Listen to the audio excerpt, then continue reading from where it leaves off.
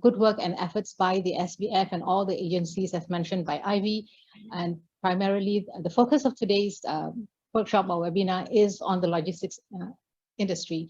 And I've seen the list of participants who have registered for this workshop or seminar. Thank you very much. I see composition of both the logistics players as well as the manufacturers. So thank you very much for making your time this morning. Just a bit of an overview of RCEP, the Regional Comprehensive Partnership Agreement. I'll just use RCEP in short. It has been more than 2 years since COVID ravaged the world. Notwithstanding, during those 2 years, RCEP, which has been negotiated for the last 8 years, have been signed on 15 November 2020. And we spent 1 year in 2021 to ratify the agreement. And as most of you have saw in the media, RCEP has been implemented with effect from 1st of January this year. This is a strong testament to the region's determination and commitment to deepening the economic integration in the region. As of now, we have 13 of the 15 RCEP signatories who have ratified and implemented the agreement. 2 of those countries, which is Indonesia and the Philippines, are making efforts to expedite the ratification so that they can also enjoy and implement the agreement.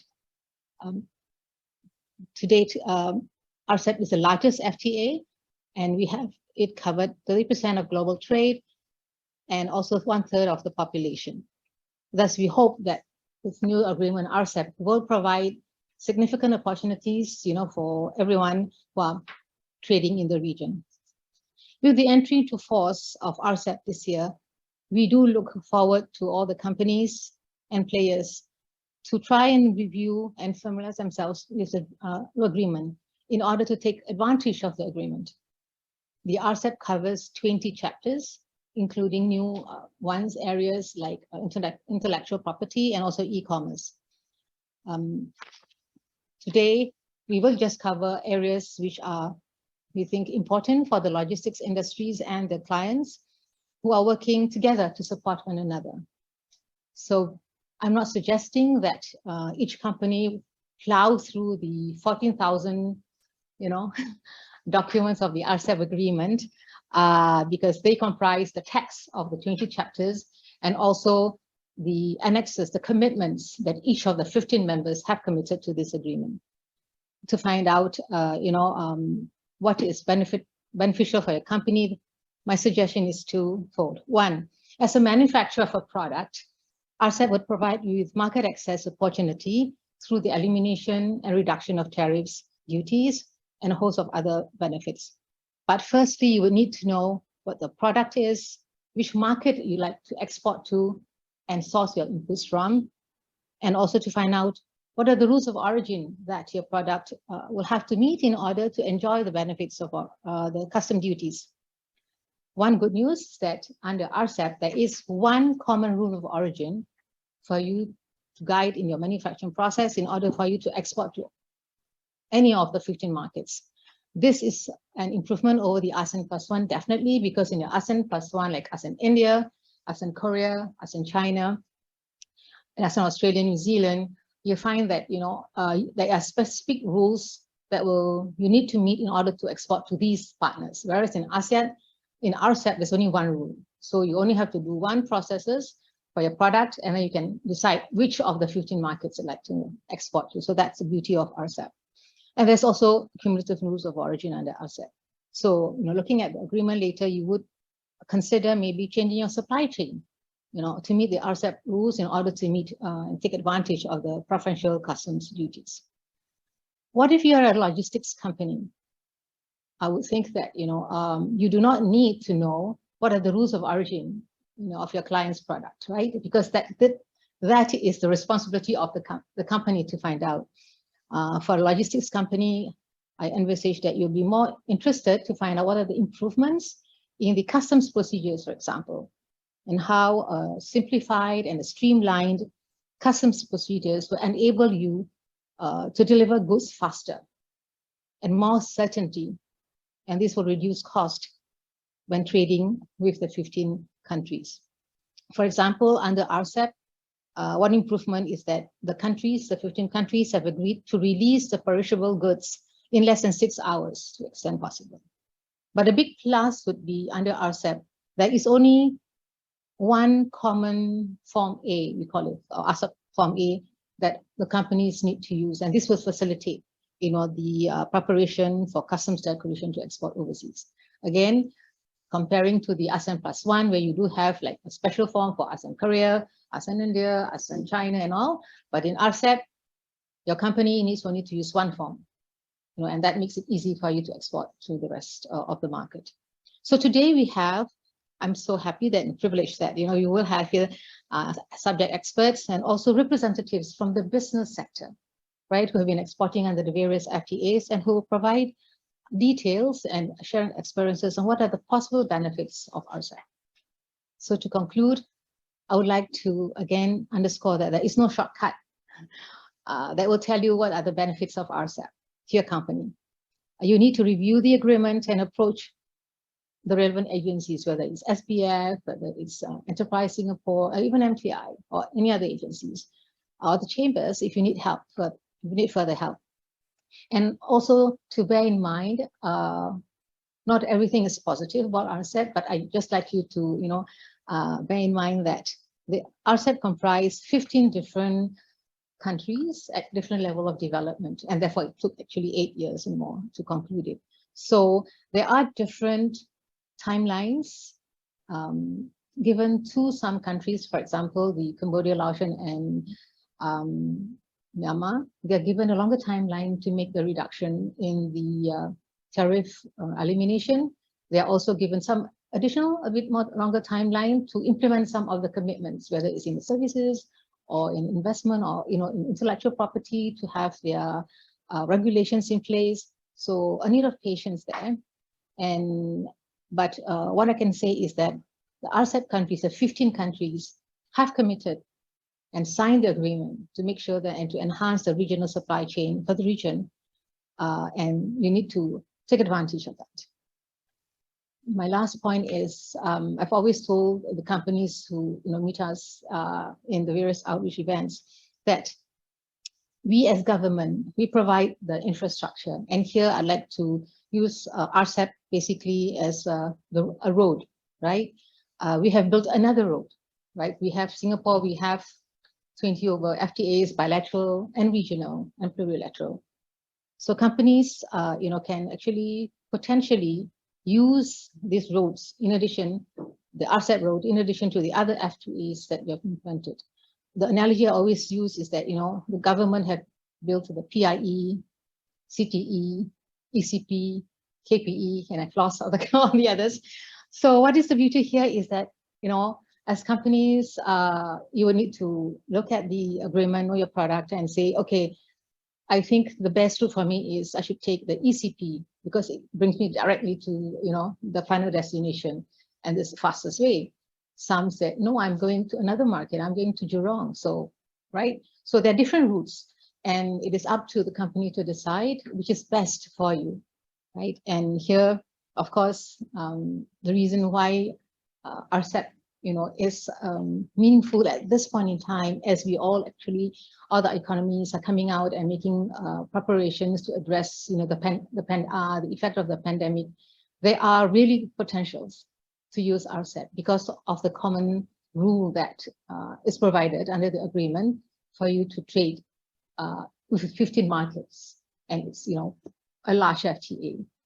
And I am sure when all the 15 countries implement the agreement, it would leave a mark.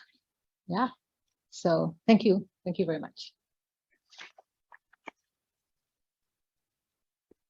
Thank you, Sue, for the opening speech. Next, we have Mr. O.B. Locke, CEO of Singapore Logistics Association, to share on the benefits of RCEP for the logistics sector from an industry angle.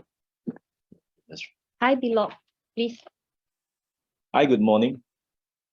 Very good, warm, cool, nice morning to all of you, both in the boardroom and at the webinar sites. This is the first time I'm doing a hybrid speaker comes participant webinar. So it's quite interesting experience for us. I hope you guys are going to stay with us for the next 1.5 hours. I would like to spend some time in the next 10 minutes or so just to give a perspective of what RCEP can do for us as far as Singapore logistics community can do. And thank you, Sue, for negotiating such an agreement for us. It must have been a trying 8 years for you in the last decade. So firstly, is this working? Okay. Now I am no expert in trade agreements, but I must say that throughout my lifetime, it is quite a norm to have trade agreements, whether bilateral or multilateral. But never before in my lifetime we've seen an attempt at such a big, broad-based agreement across such a big geographical coverage. It's very exciting for Singapore logistics. And I thought I would spend this morning talking about what Singapore logistics community can do. A bit of a reminder on what we have in terms of our value proposition, our strength, so that we can effectively go out as a group to maximize our benefits from the RCEP arrangement. So the world, I think these days you can't stop any conversation. Okay, without talking about what's happening in the world. I must say that the world is always been in the state of flux ever since I was born. It's just a matter of whether it's a big event or small events, but a combination of many events that's happening. I just listed today here, I think there are 4 things that's happening in the world as I see. For sure, there has been shifts in sourcing, in manufacturing, and as a result, trade flows as well. It's always happening. It's just a matter of whether it's a very earthquake kind of movement or very small movements. So we're familiar with that. And that always creates opportunities for logistics, because logistics is in the movement in business. We are in the business of orchestrating trade flows. So that creates new opportunities and of course challenges. But the more challenges there are, the better opportunities for those who can hack it. No secret to many in the business, there's a big shift in big interest in reconfiguration of supply chains. Partly, I think, brought in a faster velocity by COVID. Everybody is talking about reconfiguration of supply chain today. And again, companies, logistics service providers who are able to see beyond the current challenges and actually provide services for our customers will be a very good position. And I would dare venture that Singapore logistics communities has got capability to do that. And I'll share with you in a while what I mean by that. Thirdly, I think Sue alluded to this, our new transport corridors has also created, not just by G2G conversations, but also in the form of multimodal movements, and partly caused by disruptions in the primary mode of sea transportation, air transportation. Suddenly, I think, or not suddenly, I think progressively we start to see more multimodal options being thrown up. One of which is, of course, I think the China-Singapore trade corridors. And also you've seen the multimodal corridor between China and Europe for the past decade that's been growing. Last but not least, it's a much abused word by now, resilience, especially in supply chain resilience, but very important. It's taken, I think I would dare say, #1 priority in most supply chains configuration and logistics fulfillment. Now, these are the 4 key things that I see that I want to leave with you as we go into RCEP. So this slide is a bit outdated because I took it in 2017. Sorry, Sue. So there's a player on the left side that's no longer in place. So 15 countries, but still big, still very big. And just if you just look at where Singapore is, the little red dot, I had to magnify it so that I make it a big red dot. We're kind of right in the middle of everything. And I would dare to look at the point that Singapore logistics players should play to our advantage geographically for Singapore as a preferred location, and also with our outreach to the rest of the region that has been cultivated and developed and built over the past decades since we have been in existence. So I'm not going to spend too much time talking about market potential and all that. You can see the numbers are huge. So if you take RCEP countries as 2 concentric circles, the first immediate circle is really in the ASEAN zone. And we are right in the middle of ASEAN zone. ASEAN itself has got more than 620 million population. Huge. Everybody has to eat. Everybody will buy, everybody will spend. I think that's already presenting a great opportunity for us. If you draw the second concentric circle of the other RCEP participants, even bigger geographically, and also primary suppliers of a lot of resources and materials for manufacturing in our part of the world. So very exciting and lots of potential for us in that area. So just a bit of reflection on Singapore logistics, our value proposition. I think we ought to remind ourselves what we're good at. Therefore, we can play to our advantage for our companies. That community in Singapore, I think we have about 5,000 companies in Singapore doing in the logistics space. Actually, in actual fact, a lot more. These 5,000 are just those with the SSIC code of logistics. If you look at that point of view, we have, as a geographical location, unparalleled connectivity, a vibrant community. I'll elaborate a bit on that in a while. Second point is, I think there's been a lot of movements and interest and progress in digitization and digitalization in both aspects. I would say that we are getting a bit more digital ready compared to others. We're connected globally. That's always been the mindset of the Singapore logistics or Singapore business, actually, because just the Singapore market is just too small for us to play. And our playground, in a way, is a lot more broader than just within the 700 or 600 square kilometers of Singapore geography. Last but not least, I think the conversation about the ever-going conversation about getting future ready, especially in the new buzzword on sustainability, it is something that I think is of value for the community to continue to grow on, so that we can be of difference to our customers in the RCEP markets. Let me just elaborate in the next few slides. On unparalleled connectivity and vibrant community, you can see on the left the Tuas port. I think you see that there's a 65 million TEU capacity when completed. Today, we're handling about slightly less than half of that in Singapore, about 37, 38 million TEUs handled in Singapore, and almost 600 tons of freight that's been handled in 2021. This location and this seaport connectivity actually is connecting us to 600 ports in 123 countries, served by 200 carriers. Nowhere in the world, I would dare say, has that kind of sea freight connectivity. So that's point one. The second connectivity is really more on the air side. If you look at it on the right side of the slide, 60 airlines, more than 900 cargo flights, with links to 90 cargo city links in the world. Again, I think while this is not the number one in the world, I think we are definitely among the top most connected air cargo facilities in the world, in this part of the world especially. So Changi Air Freight Center has a capacity of 3 million TEUs, 3 million tons of cargo per annum, 7 terminals serving many airlines. Last but not least, right in the middle, I think the physical hardware is good. Physical hardware is easy to show off. However, the community of logistics specialists, with coming from 5,000 companies, with about, we have, I think, almost all 25 largest air freight forwarders based out of Singapore. We also have the top 25 global logistics companies like DHL, our friend here, Raymond, that's also based in Singapore, providing a constant lead of cargo movements in and out of Singapore, serving the geographical market of RCEP. Digital ready, well, I think the government and businesses have been pushing ahead.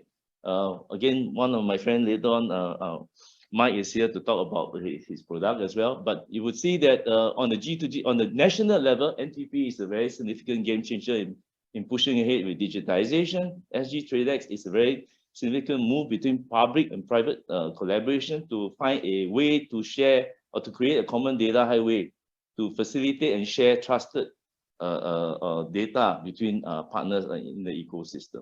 So all of these efforts, I think you have also seen platforms like Holio and also digital platforms like Hive. I'll talk about Hive very soon in the next slide.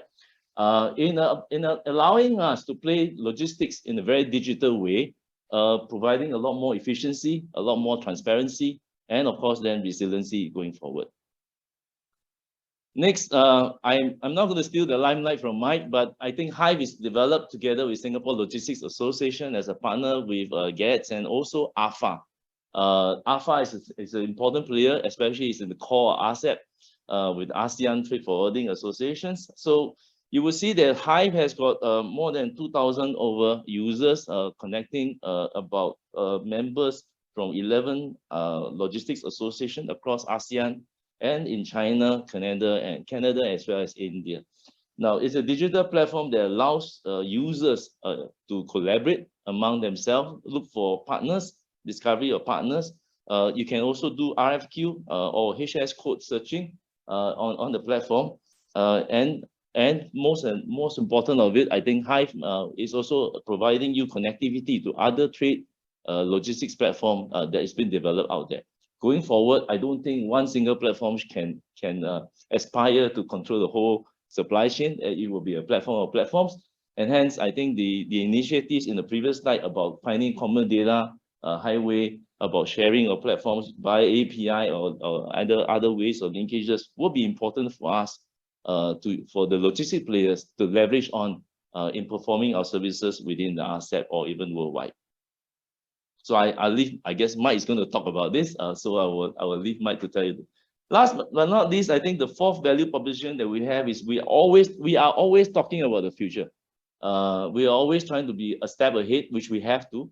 And the conversation in recent year or so has been about sustainability. And I want to say that conversation is gaining traction, both at well, Raymond, sorry, I stole a picture from your company again. At the business level, at the institutions level, where we have we recently had a competition that we held jointly with the Singapore University of Social Science, where they actually talked about we had teams participating in the challenge in crafting supply chain solutions that are looking at sustainability as a topic. So we have platforms coming up. CO2X is one of the partners that SLA works with. We have Antarctic, a startup who's also looking at energy consumption in terms of reducing the energy footprint. And last but not least, I think we have other SLA members who are starting to talk a lot more about sustainable logistics. How do we go about it? And all this, I think, will continue to gain traction. It will allow SG logistics companies to be a bit ahead of the game as far as hopefully within the RCEP members.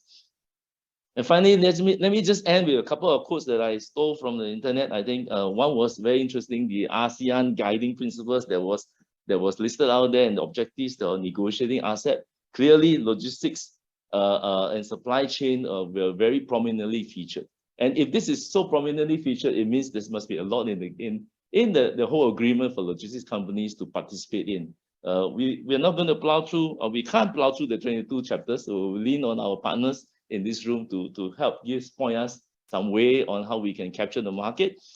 And I just want to leave you this morning with this quote from Tom Peters. I don't have to tell you who Tom Peters is, but it's interestingly, well, he says that leaders win through logistics very clearly. And vision, strategy, yeah, very important. But when you go to war, you clearly need to have toilet papers and bullets at the right place at the right time. In other words, you must win through superior logistics. And what more can Singapore logistics do? We just have to help our customers win the game. Thank you very much. Wait, one more slide. So like us on LinkedIn or Facebook, and we look forward to seeing you in person or through webinars. Take care.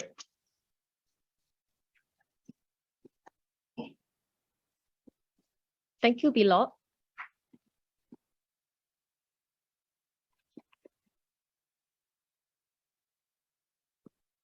Good morning, ladies and gentlemen. I'm Ivy Heng, Assistant Director of the FTA team in Singapore Business Federation.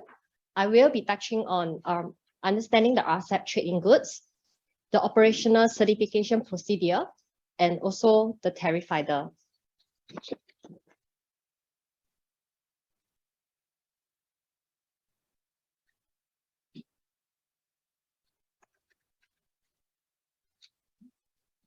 So did you know that what FTA can help to eliminate?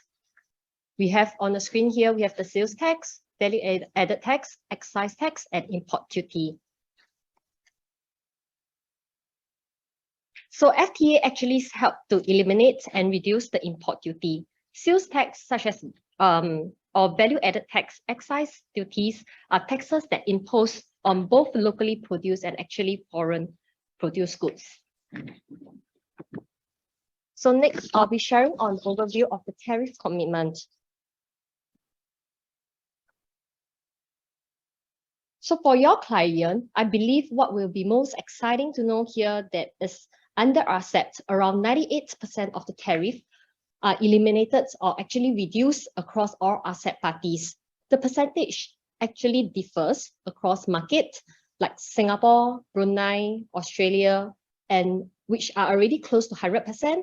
And for some of the less developed countries, like Laos, Cambodia, and Myanmar had actually had committed to lower level of tariff liberalization. Sorry. Next.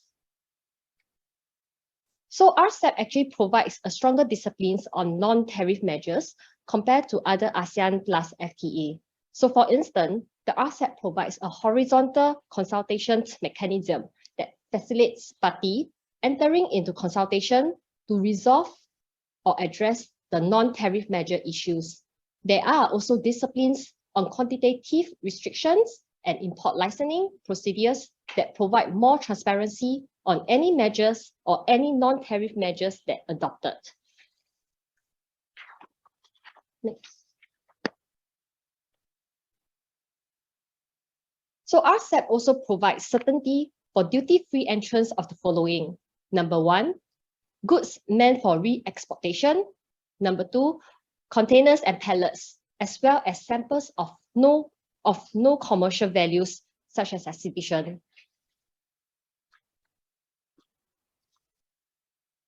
So just now in Sue's opening speech, she mentions about the rules of origin as well. So over here, I will provide an overview on the rules of origins, as we think that it is important that your client should know, as their products will actually need to meet this rules of origin before they are able to obtain the preferential import duty. So rules of origins are rules that determine if your product is actually made in any of the RCEP region, as it is only this product that upon importation into another RCEP country will have their import duties waived or actually reduced. This unlocking of tariff savings actually make the product more price competitive, and this cheaper pricing could allow for an increase in business for both you and your client. This is why it is important for logistics player to ask your client if they are able to export with these benefits.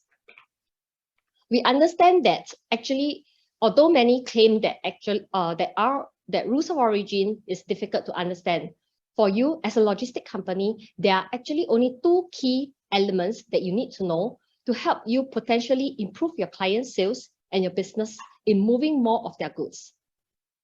Number one, ensure that your client is aware how the goods can qualify as an originating product. And two, what are the documents needed to prove its origin status?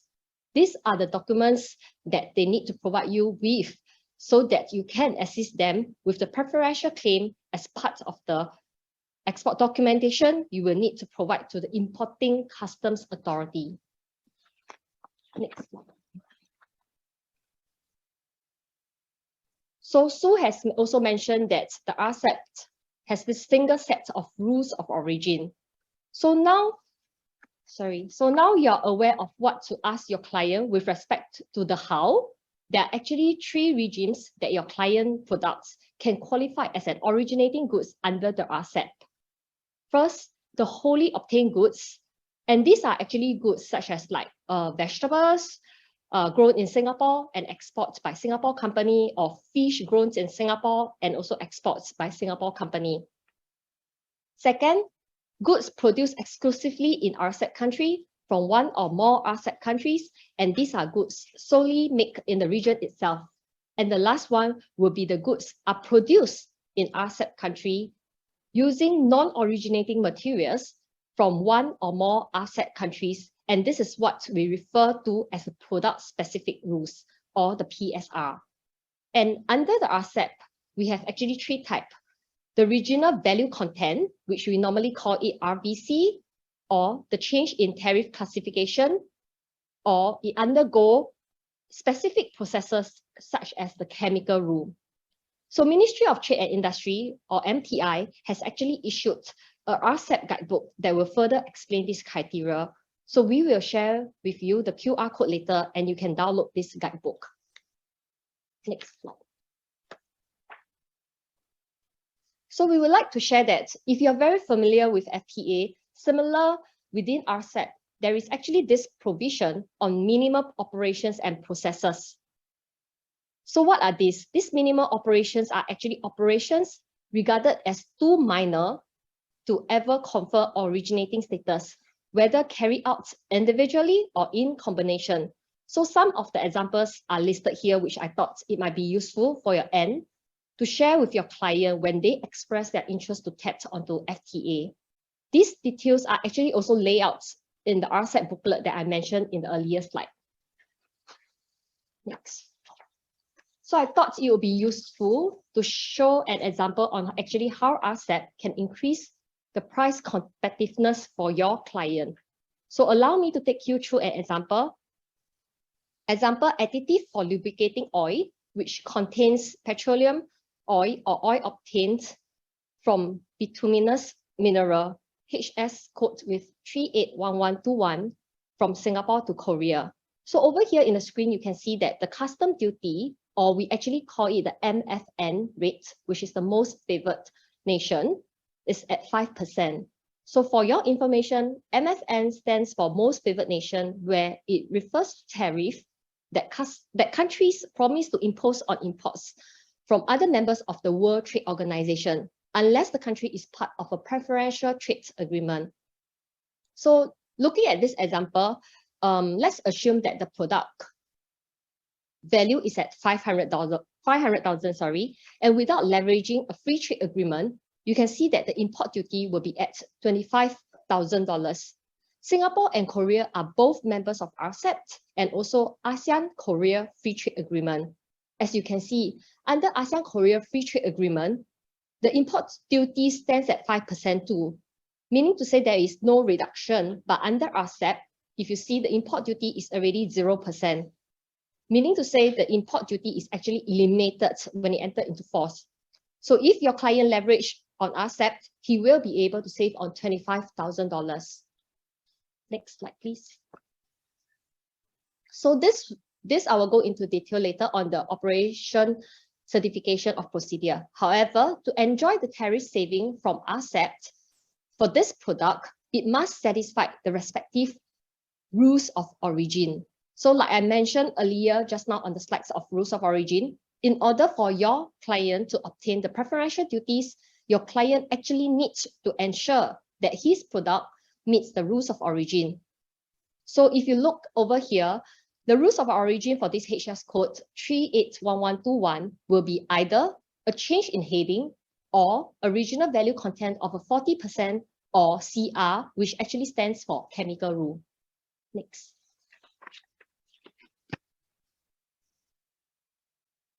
So how to enjoy this tariff saving? Remember I mentioned about the documentation that accompany with it. You can, number one, export it with a form RCEP, which is issued by Singapore Customs, or declaration of origin by an approved exporter. However, the exporters will need to be authorized as an approved exporter under the RCEP with Singapore Customs. So once your client actually assents that their product meets the rules of origin of RCEP, then their product can be exported, like I mentioned over here in the slides, either with a form RCEP or a declaration of origin by an approved exporter. So I will be sharing more details in the operational certification procedures segment later.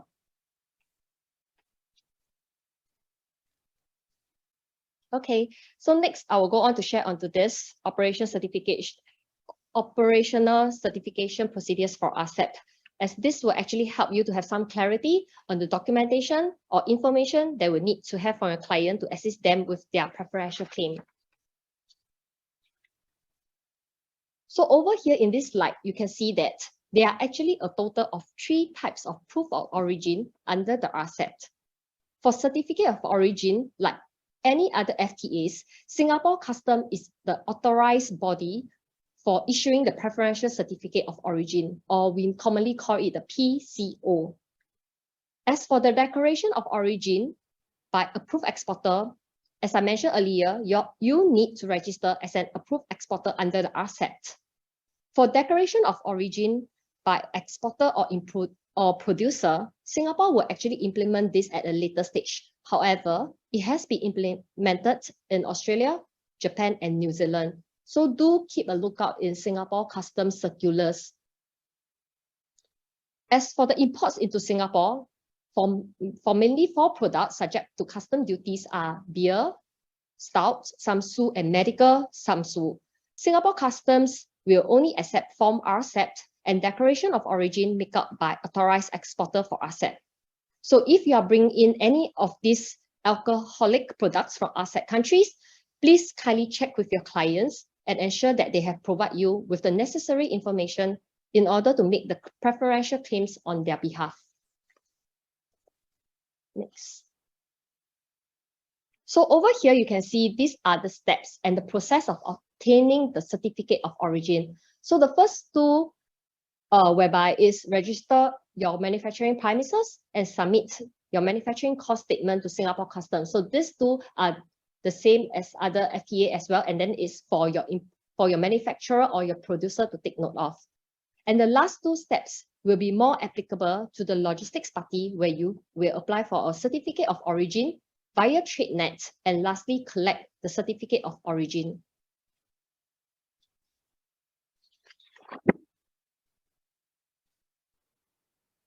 Okay, so for the process of obtaining a certificate of origin, like I mentioned earlier, slides for step 3 and step 4, you apply for a certificate of origin via TradeNet and you collect the certificate of origin. So you can actually apply for your permits with certificate of origin in the TradeNet, and you collect at a designated printing center. The certificate typed under Preferential Certificate of Origin RCEP is actually type 33, and take note for the back-to-back form RCEP will be type 34. Just to also share that with China, unlike under ASEAN-China Free Trade Agreement or China-Singapore Free Trade Agreement, you will still need to use hard copy RCEP Certificate of Origin, as China and Singapore are yet to be ready to exchange the origin data electronically for RCEP Certificate of Origin. So please kindly also monitor Singapore Customs website or their circulars as to when this facility will be available for RCEP trades with China.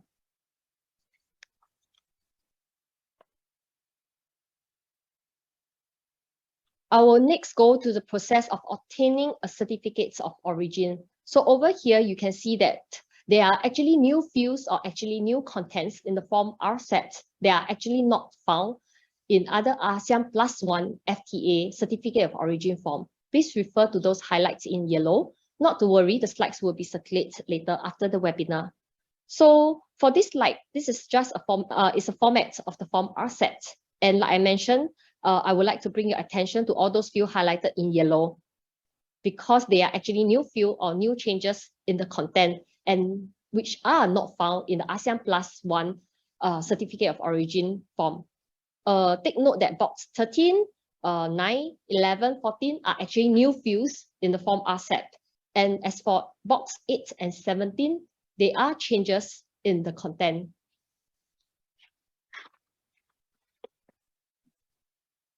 And to continue the process of obtaining a certificate of origin, due to the new fields and content changes in the form RCEP, when you apply for a certificate of origin in TradeNet, exporters will be required to declare a few additional fields so the form can be reflected on the form RCEP.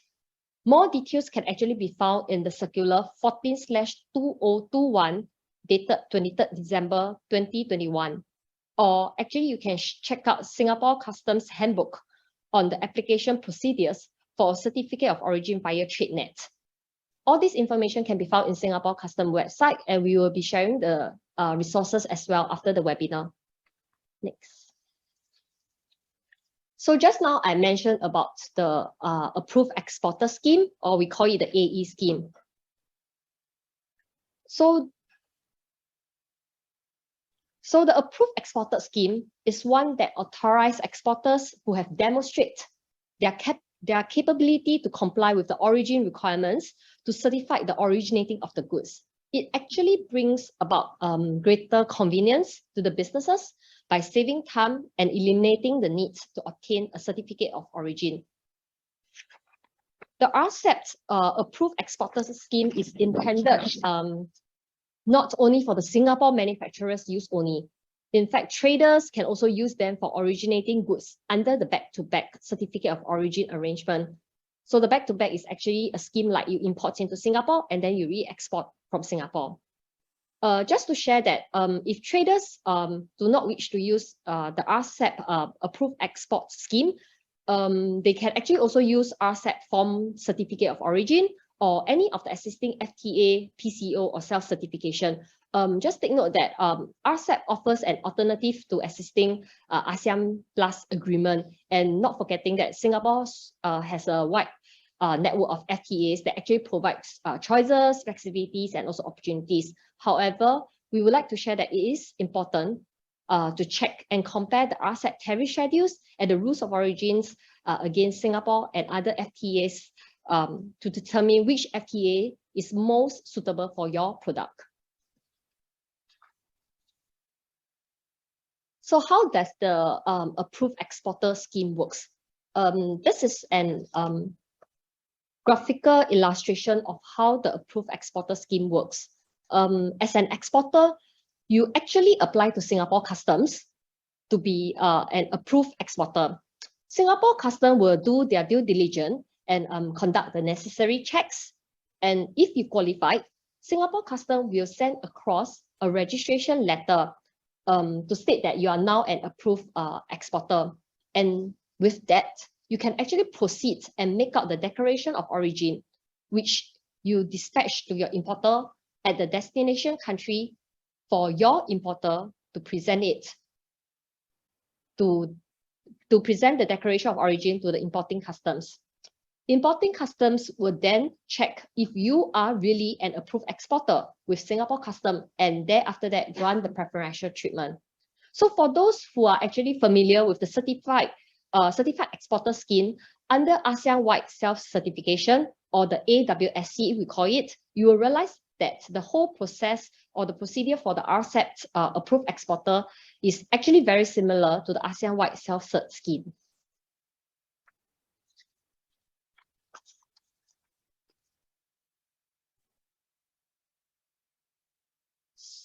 So this is a table that shows a comparison between the approved exporter and the certified exporter. So as you can see, in short, both schemes are actually very similar as shown in the slide. It's only minor differences.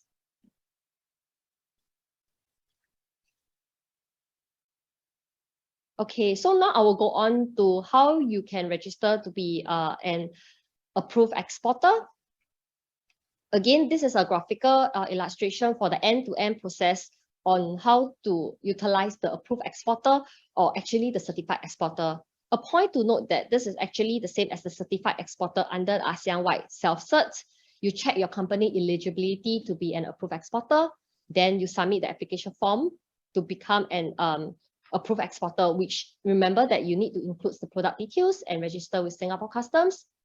And upon successful authorization as an approved exporter, you can then make out the declaration of origin and fulfill approved exporter obligations. So for more information, you can also visit Singapore Customs website.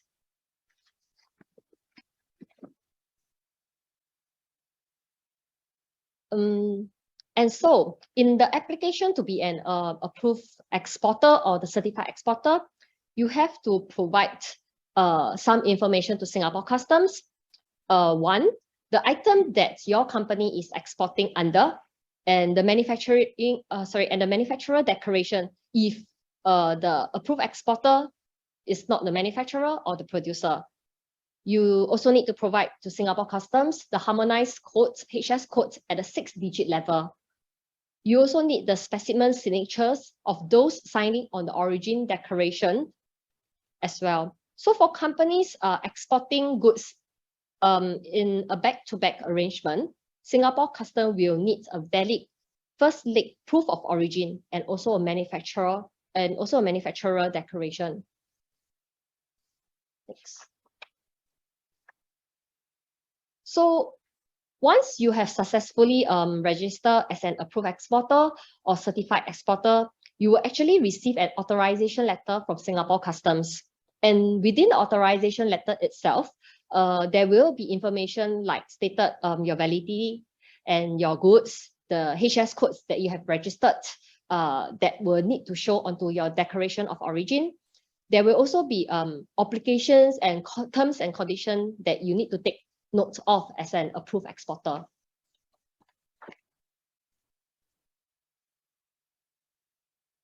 Okay, so these are some documentation requirements that you need to take note of. Once you are an approved exporter or certified exporter, you can start making out the declaration of origin for your goods, like I mentioned earlier. So for approved exporter, you make out a declaration of origin on the invoice or other shipping documents. Just take note that under RCEP Annex 3B, there is this minimum data requirement, which all this information should be included in the declaration of origin. As for the certified exporter, you make out your origin declaration on your commercial invoice. And if it is not available at the time of exportation, you can make it up on the billing statement, delivery order, or packing list. Just also take note that actually there is this minimum data requirements as prescribed in Rule 12B that should be included in the origin declaration.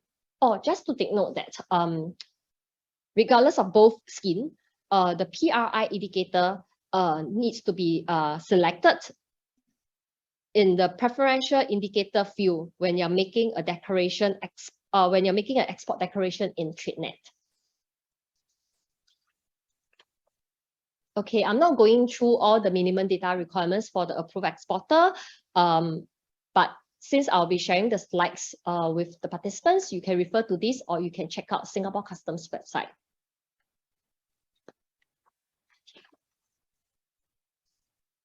Okay, so we thought that it's important information that you note that as a facilitation, company applying to be an approved exporter will also be registered as certified exporter under the ATIGA ASEAN-wide self-cert and vice versa.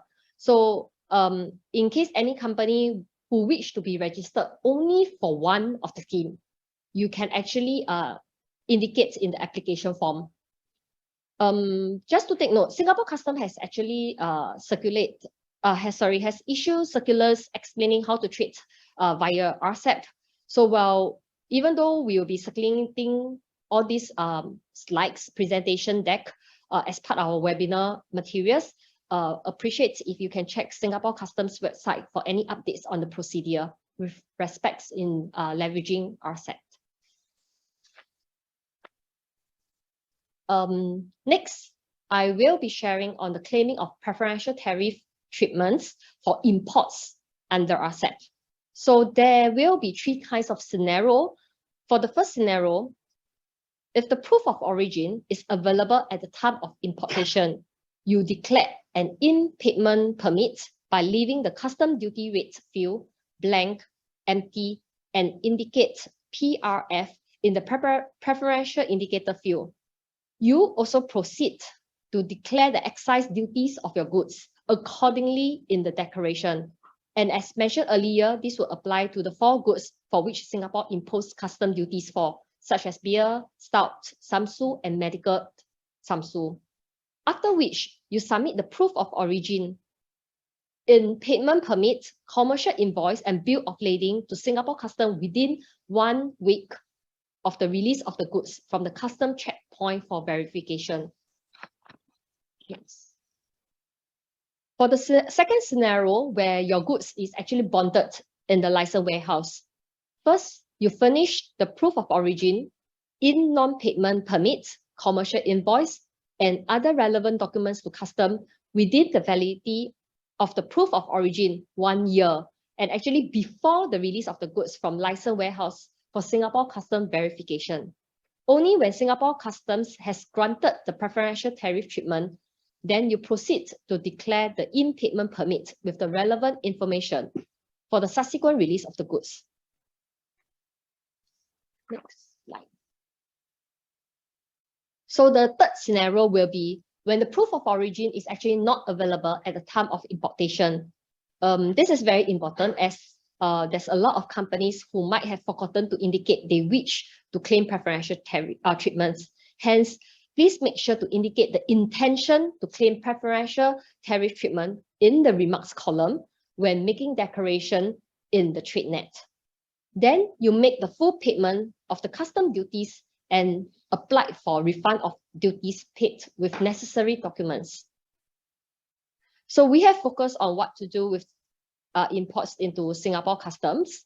With respect to imports into any other RCEP countries, we recommend that you become familiar with the domestic requirements, like example, be it Thailand or Vietnam, China or Malaysia. Some of you may already have operation in this country and would thus be familiar on how to clear goods there. The point to take note is how to clear the goods with these import preferential benefits. So I'll go on to other trade facility features of RCEP. So over here, you can see this is the list of trade facilitative measures under RCEP. Third-party invoicing arrangement, where an importing party cannot deny a claim for preferential treatment for an invoice issued by a company located elsewhere, or even maybe in the country of import or export. Just to share that the provisions of RCEP is more liberal than the same provision in ASEAN Plus FTAs and also ASEAN FTA. Next, issue retroactively. It's a certificate of origin may be issued retroactively, but no longer than 1 year after the date of shipment. And such certificate of origin will have to bear the words of issued retroactively. Just now I mentioned about back-to-back proof of origin provisions also exist in RCEP and can be issued by an issuing body, approved exporter, or exporter of an intermediate party, provided that certain conditions are met.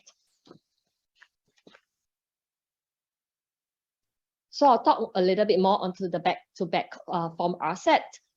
So this back-to-back provision is usually used by companies who are engaged in break-bulk operation in Singapore. Just to share, under the back-to-back form RCEP application, goods are actually not required to be under Singapore custom control, meaning to say that they do not need to be stored in custom bonded warehouse or free trade zones when they are in Singapore. However, just take note that your product should not go through any substantial processing in Singapore. If your client is actually engaged in such operation, or if you're providing this additional value-added service, please take note that for RCEP, in addition to the usual supporting documents, company will be required to submit a complete declaration letter as indicated in the slide, whereby we tag it as a new. And this declaration letter can be found on Singapore Customs website as well.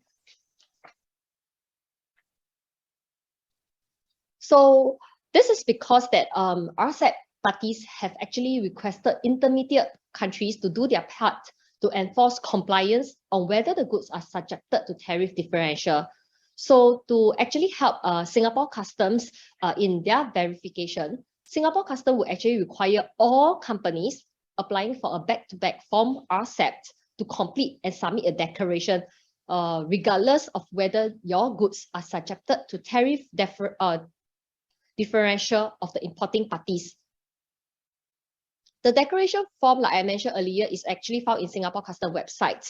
And when you are applying for a back-to-back form RCEP, please remember to fill it up and submit it together with all other required documents to Singapore Customs.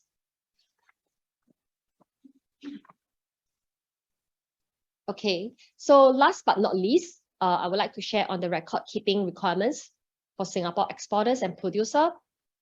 So under RCEP, exporters and producers are to retain no less than 3 years from the date of issuance to the proof of origin documents relating to the productions and export shipments should be kept.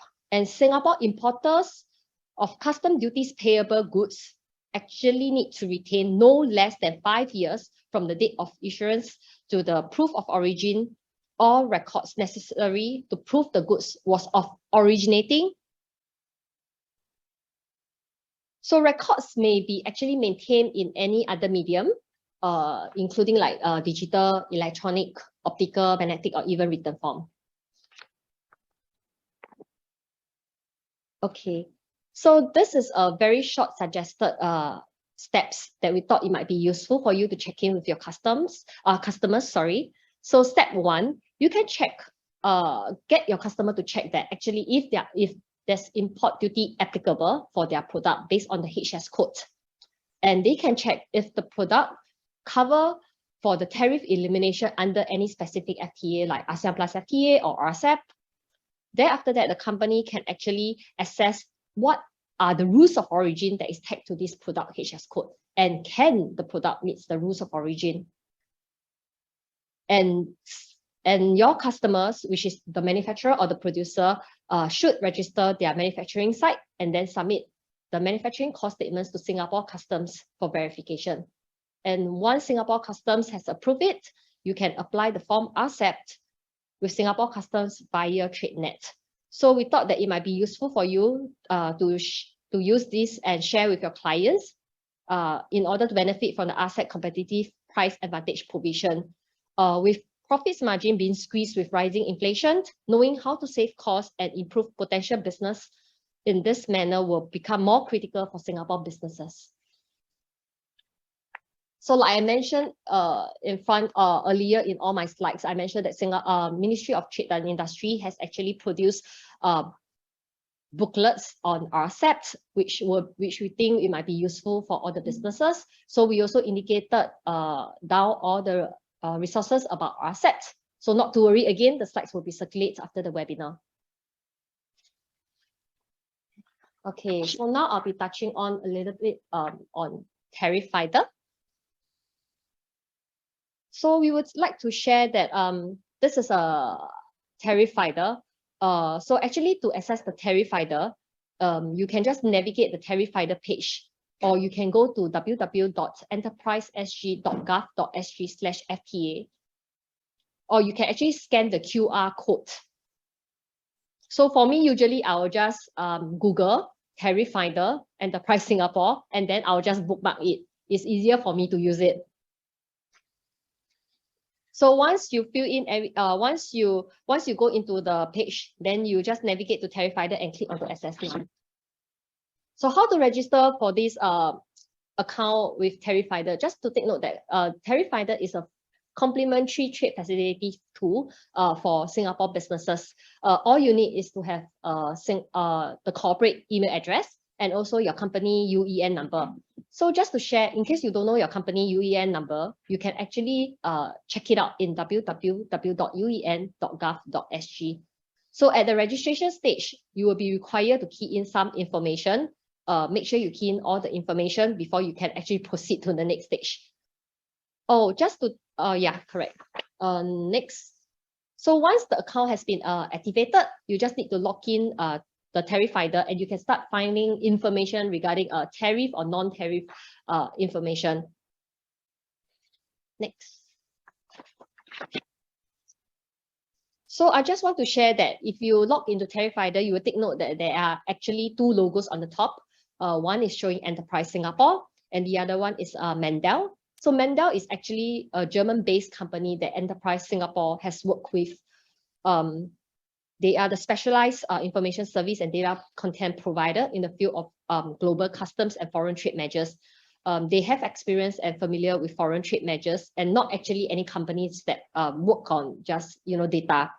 Tariff fighter has been actually established since 2017, and actually to date there are quite a sizable number of companies using it.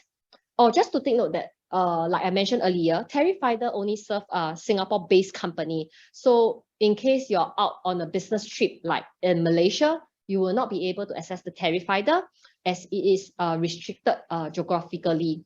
And another issue with MNC is like if you're trying to use this service and your server is actually overseas, you might have difficulty to use it. However, if you face any such technical issues, please kindly alert Mendel, and they will be able to do some whitelisting backend to allow you to use the tariff fighter service. So once you log into the tariff fighter, you will get to see this. And if you have an export question, you can use the tariff fighter, which is 24/7 and it's self-serve. Oh, forgotten to say, it's also mobile responsive. So over here, you can see that there are 4 modules. nomenclature, whereby it's all the HS codes and the importance to identify. And it is important for you to identify your HS codes so that you know the tariff and the rules of origin that apply to your products. Next will be tariff and taxes. So although FTA help to reduce, eliminates import duty, within the tariff rider, you can find taxes, local taxes, whereby your importer will be able to calculate the total landing cost. And the third module will be the rules of origin, where I have explained earlier on that in order to leverage the free trade agreement, you need to understand the rules of origin for your product and definitely check whether your product can meet the rule of origin. As for the last module, import formalities, this session actually provide a high-level information on certain regulations, documentation information for 120 countries. Next. Yeah, so this will be the, you can actually go into this video to see how actually Mr. Yong used the tariff rider to export goods successfully from Singapore using free trade agreements. Yeah, so I will not be sharing this video. Like I mentioned, the slides will be shared according to all. Yeah, thank you very much. So next, I will hand the floor over to Mr. Raymond E.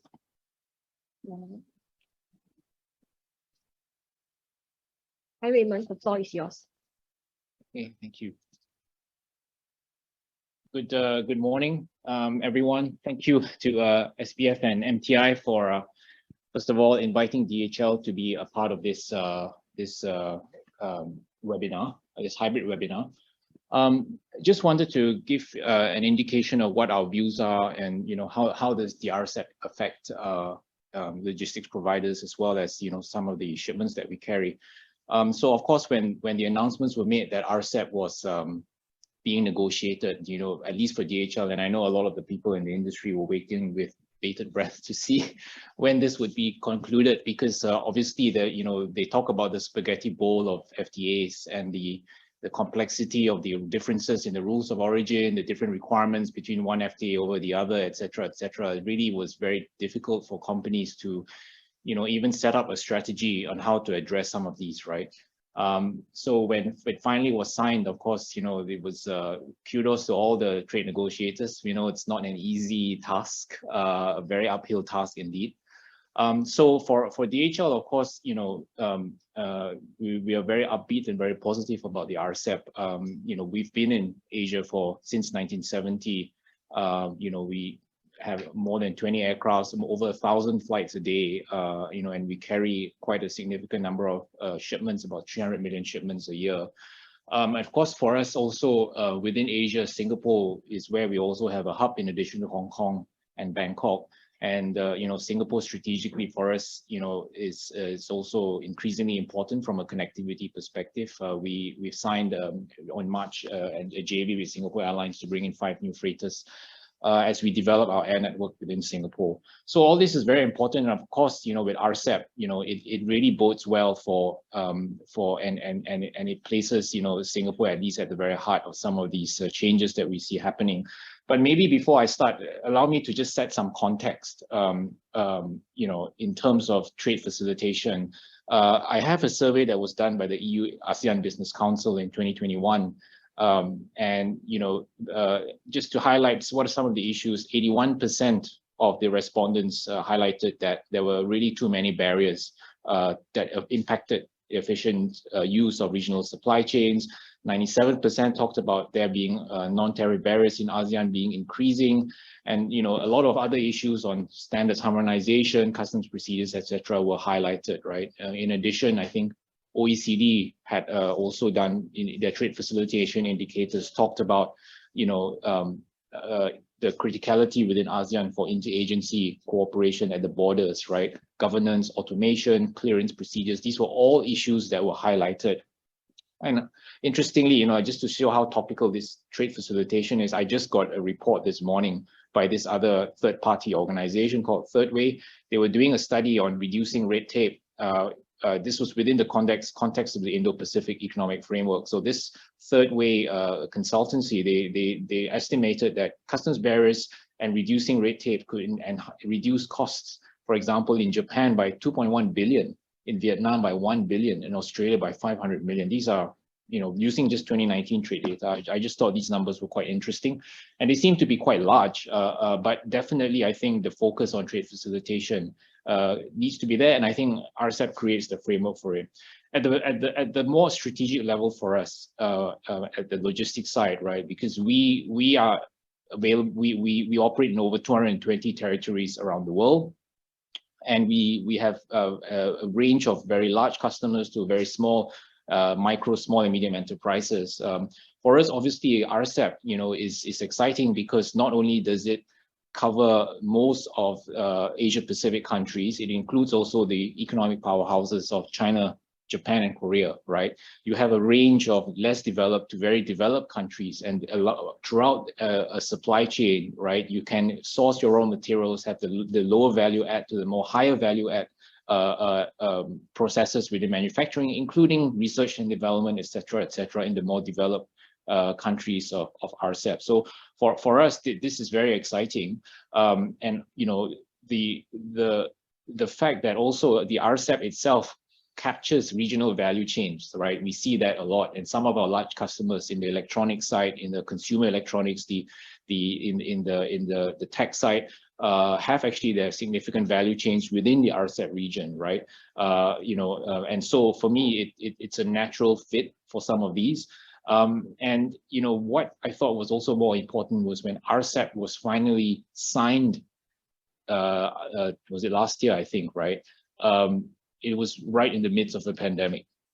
And so this was also from a significance, from a symbolic perspective, during the pandemic, during the lockdowns. Of course, we're in the logistics sector, we're seeing a lot of countries turning inwards, a lot of unilateral barriers being set up, et cetera, and the fact that this was signed, I think politically for us was very important, because this continues to show the importance of trade, and the importance of keeping supply chains open, keeping borders open, et cetera. So this was, at least at the political level for us, was very important. Now, I think Ivy and Sulaimah talked about some of the rules of origin, et cetera. So for us, we would say that as a logistics provider, we don't know all the intricacies and the details of a manufacturing process, and we do not also necessarily know the complexity of the entire supply chain of a company. But what I would say as logistics providers, we do need to provide at least some level of value added advisory to companies. We may not know all the intricacies, but at some level. And I think, for a start, the just understanding how a supply chain, the end-to-end supply chain of a customer is built is quite critical, because obviously you're going to have some cases where they have regional warehouses at various points. And some of these warehouses may source from raw materials from within an RCEP country, as well as raw and semi-finished goods from outside the RCEP region. So the complexity of mixing a warehouse with RCEP originating and non-RCEP originating materials as they continue to manufacture this becomes critical. Now, Ivy talked about back-to-back. Ivy talked about some of the procedures, operational procedures for rules of origin. This becomes even more important when you have a warehouse that mixes stuff that is non-RCEP and RCEP. I think the other thing that's also very interesting for us is where we see a lot of third-party invoicing, third country invoicing, and some of our larger customers are such. And how does that impact the way you calculate your rules of origin? Does it impact your regional value chain, value content calculations, et cetera? These are just some of the things that we will flag, but we are not, we are not the experts who will be able to dive into this. But I think as logistics providers, where we see some of the challenges at the border for existing FTAs, manufacturers, exporters and importers would need to dot the I's and cross the T's on some of these things for their supply chains, right? But at the more strategic level, of course, and Sulaimah talked about this, right? The fact that you have one rule of origin that covers all the RCEP countries, as opposed to having to trawl through different types of rules of origin based on the different FTAs, that is a significant improvement and a significant simplification. And the fact that the rules of origin within RCEP are also quite flexible. You have not just their regional value content, you have, the change of classification, you have, specific processes, etc., etc. It gives the manufacturer, it gives any company who is selling their wares across RCEP, right, a lot more flexibility. And, but one needs to be able to dive into their processes and understand what some of these are, because of course, there are, they talked about 14,000 pages of RCEP, right? The issue, of course, is that, one needs to somehow look at, it's always about the devil in the details, right? Because in some cases, like they talked about self-certification and so on and so forth.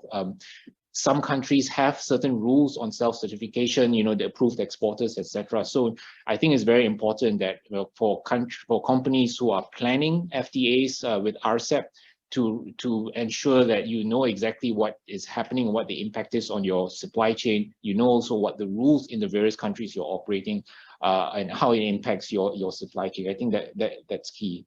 At the end of the day, of course, the danger is to think that as a manufacturer, you can outsource your compliance on these activities to your logistics providers, because it's very easy, you handle all the import and export, you're our customs broker, so it's your problem, right? But just be very careful that this has to be a very close partnership, because we do not have all the information on your supply chains. We can talk about the procedures, the documentation, and some of the challenges we see on the ground, but at the end of the day, you are the exporter, you signed on the forms, right? And you are the importer, and you are subjected also to some of the rules and the challenges from a customs perspective. I just want to talk about the customs procedures and the trade facilitation provisions within RCEP. What are some of the positives that we see, right? And of course, what is good for us is that RCEP has provisions that wants to promote consistency in the application of the provisions across all the territories, right? It also talks about some of the principles like transparency of laws, the regulations and procedures, and so on. And these are very fundamental, principles that are still very important to us, because obviously we want transparency and we want consistency in the way rules are applied. Very interestingly, also RCEP talks about some of the more advanced customs clearance procedures, right? Like pre-arrival processing, right? So the ability to process shipments prior to its arrival. And also interestingly, RCEP also pushes a lot more on what we call the authorized economic operator. Some of you may be familiar with AEO. In Singapore is Trade First, right? And so the AEO is a global program enshrined under the World Customs Organization. But interestingly, RCEP goes beyond that and requires and enumerates what benefits AEO accredited companies should be provided. Because I think what's interesting is AEO is a mixed bag across the RCEP countries. Not everyone has an AEO. Where they do have an AEO, it may not apply to logistics providers. And where they do have an AEO, the benefits are also not very clear, right? So I think there are a number of things, and we hope that the RCEP sets the stage for more discussions on this at the RCEP level, right? To go further into a little bit more detail. Interesting also for us, the RCEP also talks about this thing about the opportunity to comment on new regulations. Now, this is very important because as recent as last week, one country in the RCEP region, I won't say who, issued a regulation in June for implementation in July, and the industry had no time to comment on the regulation. So this is very important, right? The ability for administrations within the region to allow for meaningful discussions, right? Not just discussions to tick the box to say, oh, we've spoken to the industry, right? Also, they talked about promotion of simplified clearance within 48 hours of arrival, and the release of shipments prior to custom payments of duties and taxes, right? This is very important because, these are very much more modern types of customs facilities that are not always available at the moment in a lot of the RCEP countries, right? So overall for us, yes, these are much better than a lot of the ASEAN +1 or the other ASEAN FTAs in the provisions, right? Now, interesting also is that RCEP makes commitments to countries to be able to provide advanced rulings, right? So we talk about classification, harmonized codes classification, we talked about valuation and so on and so forth, right? These are what I would call as WTO plus. They are over and above what is already enshrined within the WTO Trade Facilitation Agreement. And for the express clearance, if I can be a little bit more selfish, RCEP also does make provisions for express clearances, right? They talk about de minimis thresholds, clearance within 6 hours of arrival, and so on and so forth, right? Which is also beyond what is already within the WTO. So, you know, a lot of great positives here where RCEP is concerned. Of course, you know, there is, I would say the negotiators and the officials there in covering RCEP and possibly RCEP Secretariat have really their work cut out for them. There's a lot more, I think, in terms of details of the customs procedures and trade facilitation front that needs to be worked out, I think, because at the moment still a lot of provisions are a little broad, right? They're principled and so on. The question is, how does that translate into, you know, what happens on the ground and at the border? Because of course, for us as logistics providers, we deal with the day-to-day, right? And for us, that issue of how that translates to the ground, I think is going to be very important. And obviously, you know, if some of you are MSMEs, the question is, what has RCEP done for MSMEs? There are provisions within RCEP that cater for SMEs. The question, of course, again, for the officials is, how will that then, yeah, how does that further develop to help the MSMEs? Because what we've had in the past is, you know, MSMEs really not knowing what is an HS code, something as basic as that. Then the confusion comes if it's a strategic good with an ECCN number, etc. So how is that different from an HS code, right? And of course, the other confusion is some use HTS code, which is a US-based terminology, and so there's all this, and some of this, whilst we do it on a day-to-day basis, it's our rice bowl for a lot of these guys where they only have, you know, maybe 5 or 10 people within an SME. They're basically, you know, holding too many hats, and they may not know everything, right? The other thing that I think would be also very interesting for us is on e-commerce, and there's a lot of discussion on e-commerce, and RCEP also does provide for that. For us in the express industry, e-commerce is one of our fastest growing verticals. In fact, especially during COVID as well, right?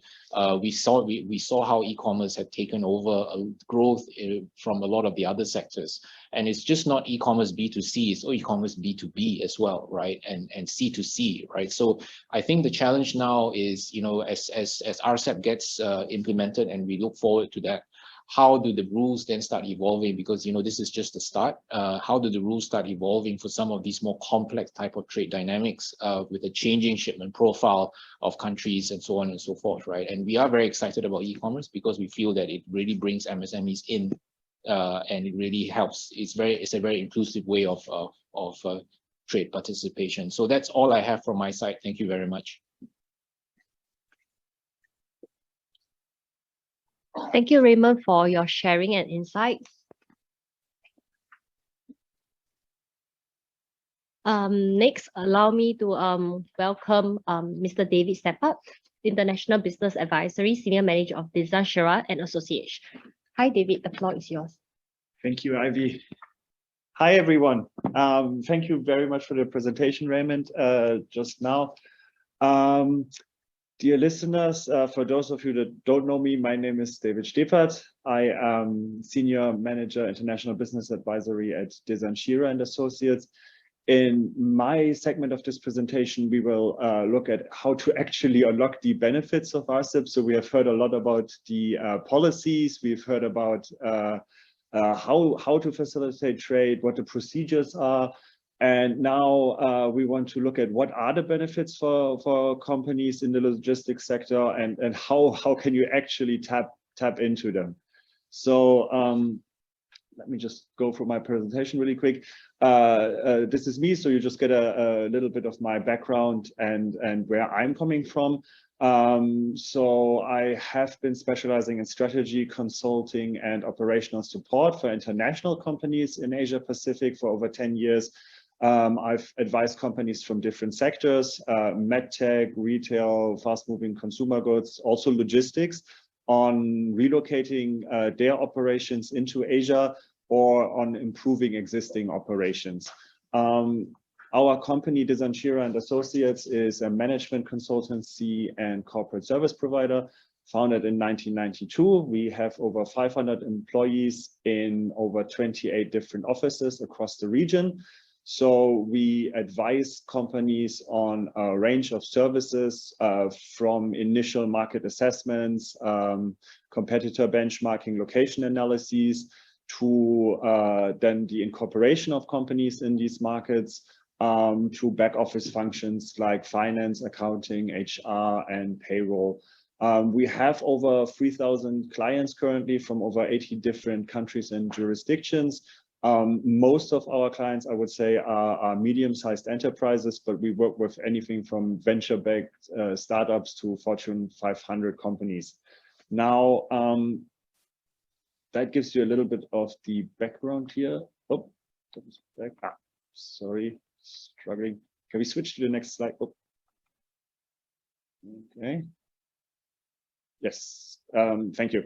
So just a quick look at the current setup for key service exports from Singapore.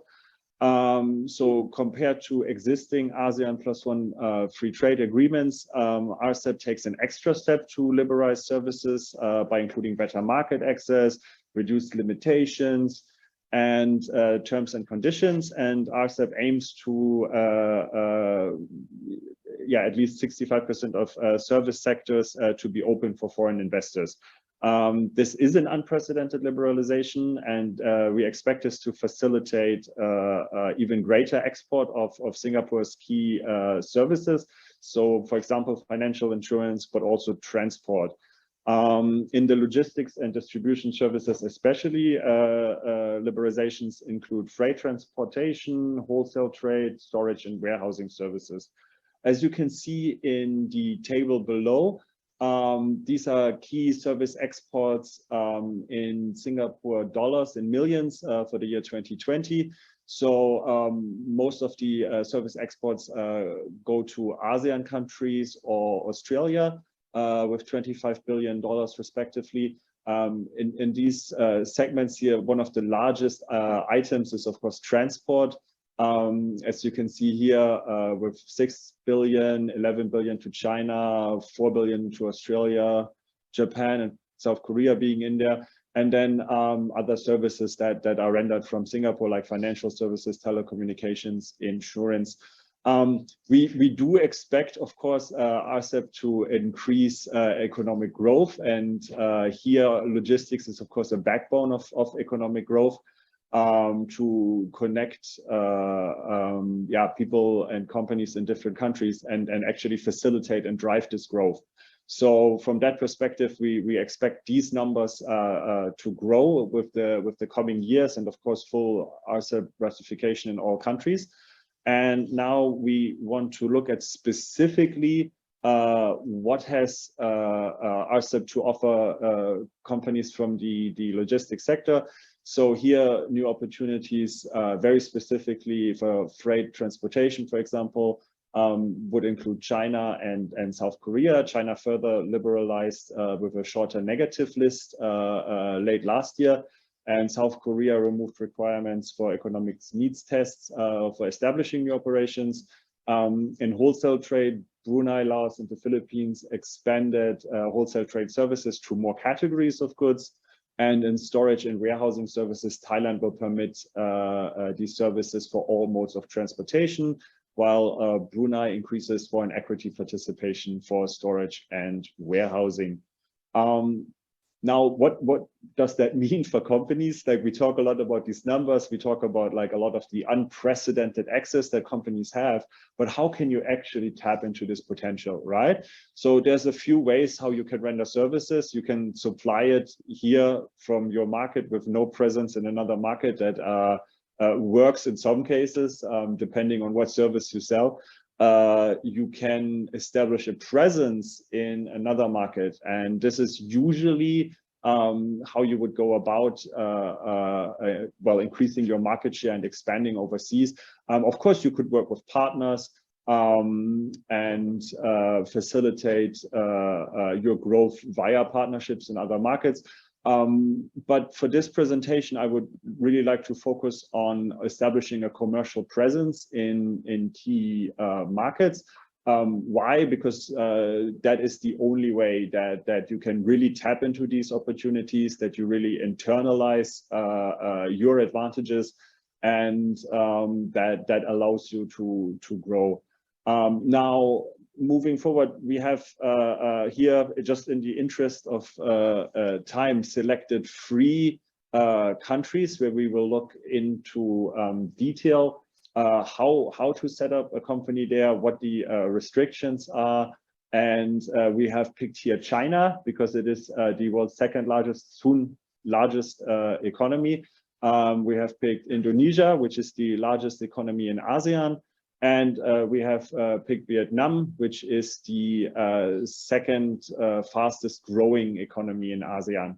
So all these countries represent unique challenges to investors on how to actually set up operations. And while we hear terms for RCEP like 30% of world trade, 30% of global GDP, 30% of markets, it is still not a European Union style trade agreement. So basically you don't have free movement of people, and countries are still restricting certain industry. This is for foreign investments. So this is still, of course, improving as we move forward, and there's great mechanisms here. But investors still need to see, can they invest in the area they want to invest in, and what are the requirements? Some countries do not have very SME-friendly setup requirements. There's high initial capital requirements, and it's really important that you do your research before you think about expanding. But here also, Enterprise Singapore offers the Market Readiness Assistance Grant, and you really have great tools at your disposal to establish a presence and also to do market research in these markets. Now on the next slide, we will briefly talk about establishing your business in mainland China. Like I said, the 2nd largest economy in the world for now, soon to be the largest. Lots of opportunities. China uses a negative list approach, and here transportation and logistics are usually free to operate. Of course, there's certain prohibited sectors. So for example, you couldn't operate an airport in China, you couldn't operate an airline in China. For these things, you would need to form a joint venture. So on the next slide, we will look at different entity establishment options in China. Generally speaking, you have 3. You have a Sino-foreign joint venture, which you have to do with a Chinese business partner. You have a wholly foreign-owned enterprise, which is completely foreign-owned, and you have a representative office. These different entity establishments have pros and cons. In a Sino-foreign joint venture, you get to work with your local partner who will enable access to restricted industries for you. You get also market access here because your partner is more familiar with the market. Of course, there can be disputes down the line, right? You might not hold a controlling share in these companies, so these are things to consider. For some segments of the market, like I mentioned before, if you are managing an airport, or you want to be in certain parts of the logistic industry in China, you are required to have a joint venture partner. Here also the maximum number of shares you can own in the company is limited. It really depends on the specific case here. And yeah, there's successful joint ventures. Most of the car manufacturers in China, the international ones are, for example. So definitely not bad, but before you jump into this, you need to do your research. Then we have the wholly foreign-owned enterprise, which is the most common setup for foreign companies in China. This is fully owned by you. And it is fairly straightforward on how to incorporate these. Of course, here you need to do a lot of research because something that works in the rest of the world may not necessarily work in China. So you need to really take your time to understand the market, see if you can transfer your business model, and if it would make sense to then operate in China. And then lastly, we have the representative office, which is a purely exploratory presence. It cannot issue invoices, and the existence is limited to 2 years. This allows you to hire employees, but again, only for research, so you couldn't conduct any business. All of these companies that you see here can hire foreigners. So you would be eligible for the employment, a work visa, basically, to work in China. And that is also very important, as RCEP does not guarantee free movement of people. So you would still be limited to the local restrictions. And here in China, in order to work there, you need a work visa. Just briefly touching on the incorporation process here, there's several steps. You need to provide, if you are a foreign investor, you need to provide authentication documents. So for example, passports, proof of residence. Then we would apply for a registered and a lease agreement. Of course, you need a registered office address in China. Then we would submit an application with the Administration for Market Regulation. Then once that gets approved, you have a company. But here, this is not operational yet because you also need a bank account, which you need to establish. And then down the line, you also need to get licenses. So whether that is an import-export license or a license to operate as a logistics provider or any other special license, you need to get these further down the line, and that can increase the timeline to be operational.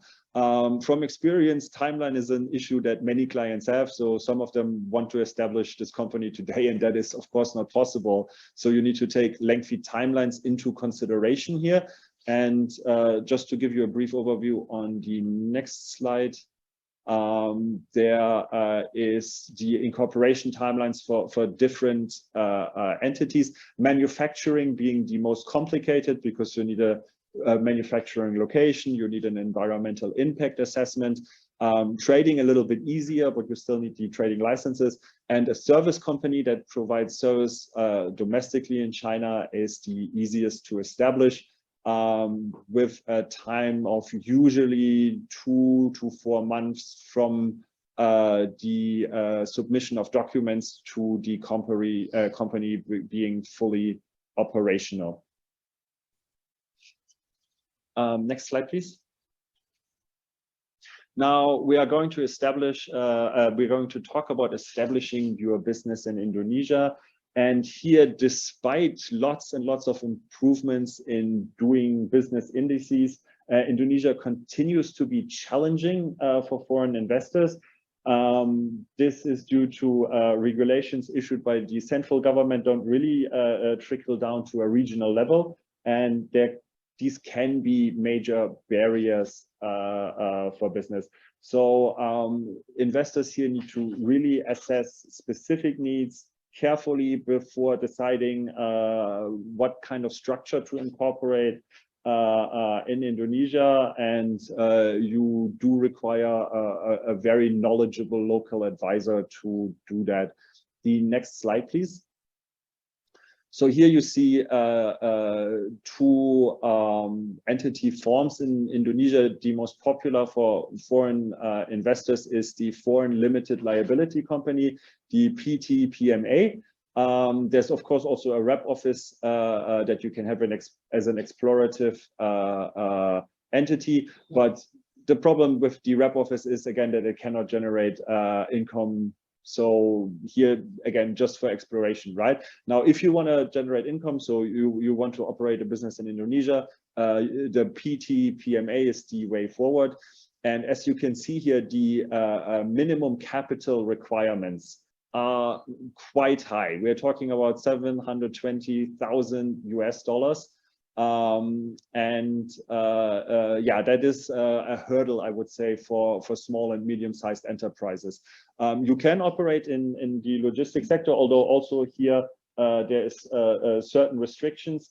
Although in Indonesia there's a positive investment list, and transportation, telecommunications, energy, and distribution have been liberalized, so it's easier to operate in these. You can. But yeah, be aware that there's quite a cost hurdle involved with the initial setup. Of course, Indonesia is the largest economy in ASEAN with GDP of roughly $1 trillion. And from that perspective, it is attractive, definitely. But be advised that if you think it is a good business opportunity, high capital requirements, and that is something especially SMEs need to be aware of. And then now we move to Vietnam, ASEAN's second fastest growing economy. There's lots of talk about diversification, of course, of supply chains. So Vietnam is benefiting from that. We see a lot of interest in Vietnam as a country. We see a lot of interest from companies that used to manufacture in China. Now they say like, okay, we would like to establish a second operation to diversify in Vietnam.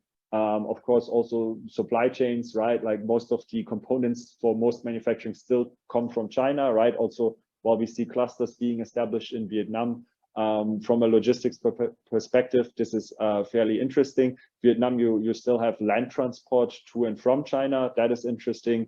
You have sea and air transport, of course. So from a logistics perspective, a very attractive market, lots of growth potential. And yeah, since it attracts a lot of foreign investment, we expect this to grow even further over the next decade.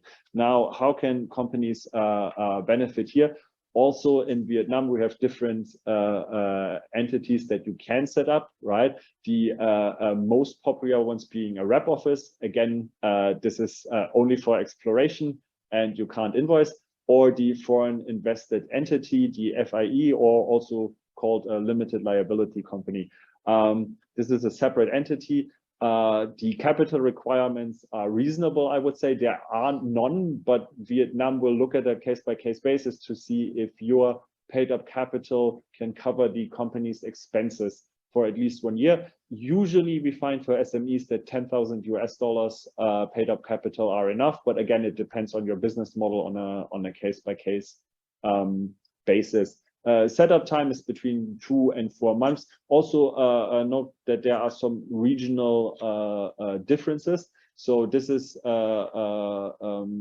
for locations like Ho Chi Minh City, for example. If you go to one of the free trade zones or special business zones, these might be different. So you might find it easier to establish a company. Next slide, please. In terms of like what you have to do to license a rep office, also fairly standard procedure. You need to collect basic information on who you are, what you want to accomplish. You need an office lease agreement.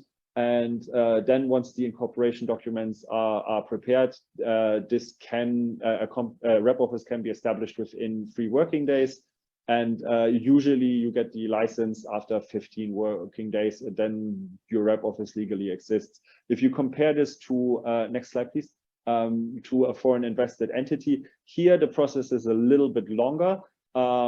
So investment registration certificate between 15 and 30 working days, and enterprise registration certificate within 3 working days.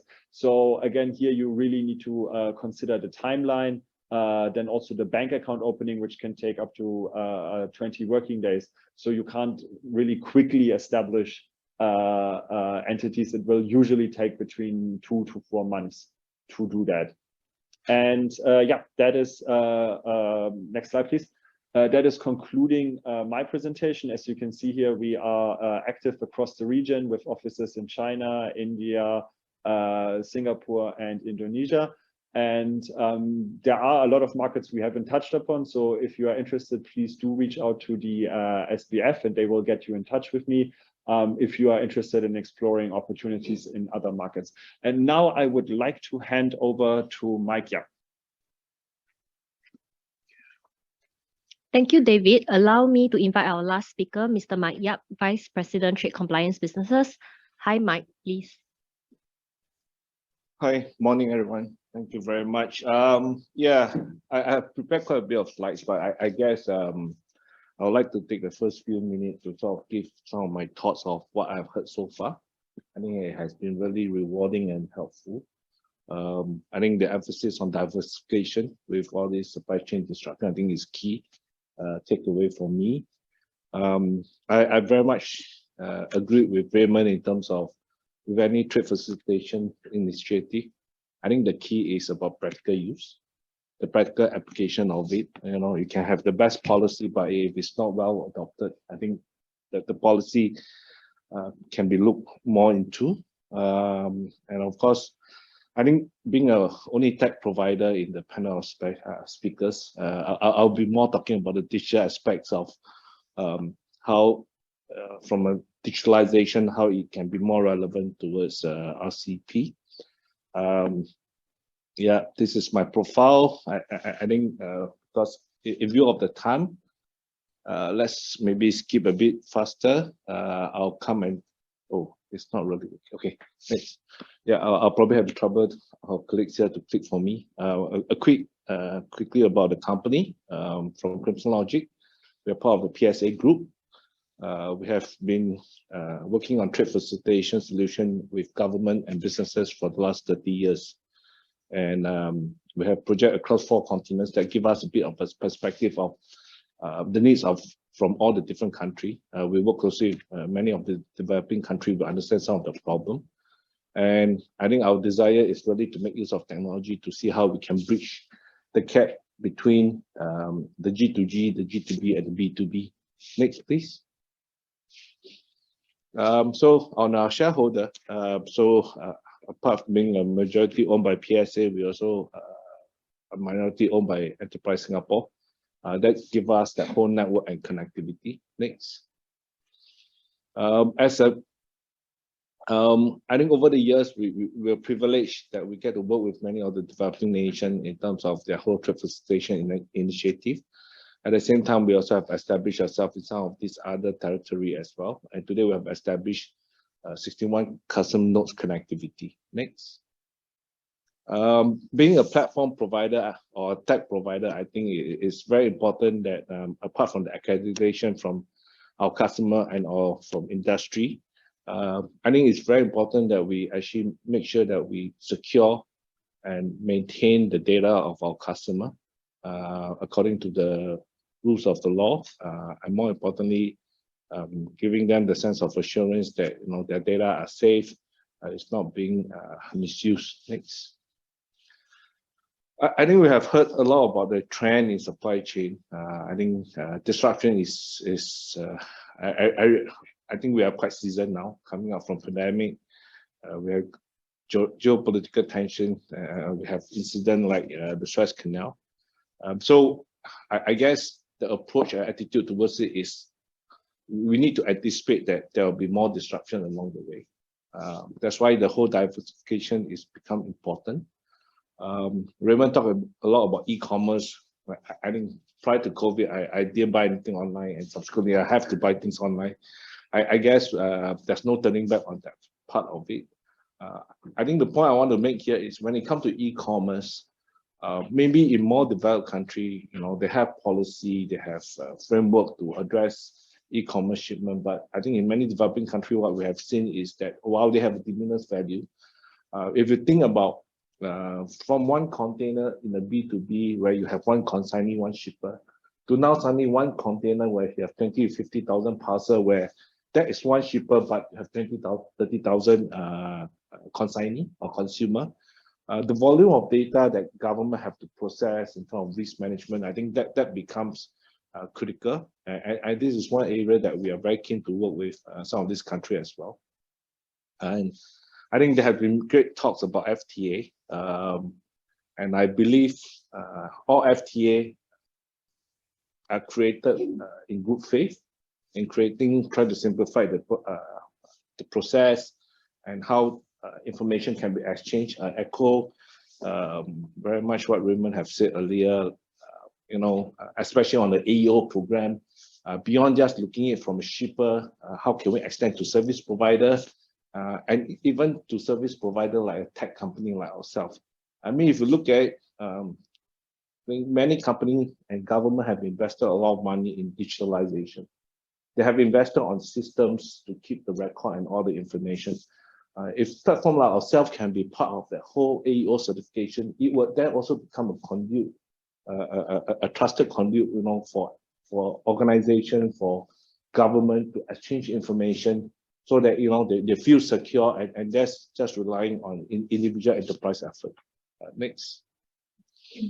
So I think I guess the whole RCEP concept is really talking about the whole trade compliance clearance process, simplification of the procedures, and making the whole classification. I echo Raymond talking about different countries, talk about HTS, talk about HS code, talk about ECCS. I think all kinds of different kind of classification. But I guess this is the world we have to live in. I mean, if you look at ASEAN, very much we operate in different languages, and it will be natural that that is going to be diversity, and how then it is through such collaboration of RCEP, or even through a platform like ours, that we can actually make that whole diversification a lot easier for people to assess and understand. Next. So I think while compliance has always been a very small part of the whole supply chain, but it can be pretty critical, especially if you can't even move your goods into the country. I think, and that's very important that many traders have to do their due diligence, understanding the market before deciding to penetrate the new market. And of course, if you misclassify your information, you provide the insufficient information, you might lose out in terms of duty savings, in terms of taxes. I think worse off, a lot of times it attracts penalties, which can have very negative impact to your organization. And also, and a lot of times we also see that many of the exceptions occur where the information has not been sufficient, or it didn't reconcile. And when inspections occur, it creates major delay to the whole shipment, and then suddenly you're not able to deliver your goods on time to the client. I mean, 2 weeks late is late, and I think that is where I think all the preparation due diligence has to be done. Next. Yeah, so what are some of the obstacles faced trading within ASEAN? And earlier I talked about the diversity that we have in the ASEAN state.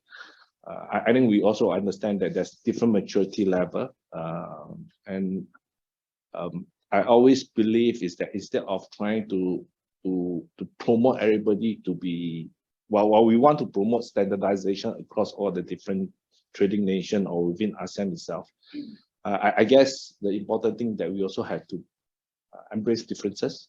We have to recognize that each country is unique by itself. Each country have their own consideration, their own consideration. A country like Singapore would like to be more of a hub-driven. So our policy, our initiative will be driving on that. But in some country, they tend to be more import-oriented, or some country they tend to be more export-oriented. So each of these characteristics, I think we have to embrace that differences, and how we can then find a harmonious way of collaboration among all the different countries. And one of the key observations I have seen on this RCEP, in the past, everybody when I talk about free trade agreement, it's all about duties. It's about how I can save more money. I'm seeing the trend that in all the new FTA, I think there's a strong emphasis on collaboration between government. That's why there's this whole mutual recognition of AEO program. That's talking about all this electronic commerce. I mean, of course, beyond RCEP itself in Singapore, we are even looking at digital agreement with all the different countries. These are not really economic benefit, but it's more about how can we collaborate better, exchange of information, so that creating that network, that connectivity that allows businesses to operate in a better environment. Next. And when we look at the whole trade compliance, we sort of breaking them down into 3 different processes, from a pre-clearance to a clearance or post-clearance. Really very much on the pre-clearance is looking at before you actually trade. You develop a new great product, you want to move into new markets, understanding all the requirements. Earlier, I have talked about that tariff finder. I think it's helpful. Other than providing resources for you to quickly able to search information, I think what would be more interesting if with technology ability is whether you can actually track or being alerted when there are changes in terms of the tariff changes, because as a manufacturer, you know exactly what kind of product you produce. What you want to do is, well, you can always go and search on the internet, go and search on tools like Tariff Finder. Even we have tools in our platform. But what you want is to be alerted when changes have happened, when tariff changes occur, and how can that be alerted to the manufacturer or even to the LSP, logistics service provider, so that they can better advise their client. On the clearance part, I think that's when trade occur. What you want to do is to quickly able to process the outward movement from an export permit, then eventually to an inward movement or an import declaration, really making sure that you cut down the time required. A lot of times what we have seen, especially in cross-border trade, is the part where it's quite interesting that many enterprises, even government, have invested heavily on digital solution, facilitating the exchange of digital information. But when it comes to a bit of the cross-border, people start to prepare documents digitally, print them out, assemble them together in the document pack, and then after they probably put a bit of their handwriting, they start to scan everything back again, and then they send a PDF document to their counterpart in the importing side. And then the counterpart will take everything and digitally enter everything again, go through their own process. I mean, that is frustrating. I mean, especially as a tech player like ourselves, where you are able to create the information digitally. And I think with a structured data, it creates a lot of possibility from visibility, or even to government in terms of control, even to, for example, outside in terms of trade facilitation, so that you can actually compare the information, making sure that they are relevant. So I think these are the kind of objectives that we are trying to drive with our platform. I think lastly, with more and more AEO program adopted at different countries, the whole post-clearance regime become critical. And this is one area that we would like to cover on. Next slide. Yeah. So I think I've touched upon some of this. When you look at pre-clearance, I think it's a bit similar to the tariff finder. Of course, I think what we are looking at is really providing tools to help companies to able to better advise, especially like LSP yourself. We want to enable you with tool with capability of using AI and machine learning, so that you are able to alert and advise your client better. Next. On the clearance part, I think we are continuing to make our connectivity more mature. Today, I would say that in ASEAN itself, we have established a digital connectivity that you are able, let's say if you are trading from Europe with ASEAN, all your export information can go through our platform, and we are able to generate into the import requirement for most of the ASEAN country.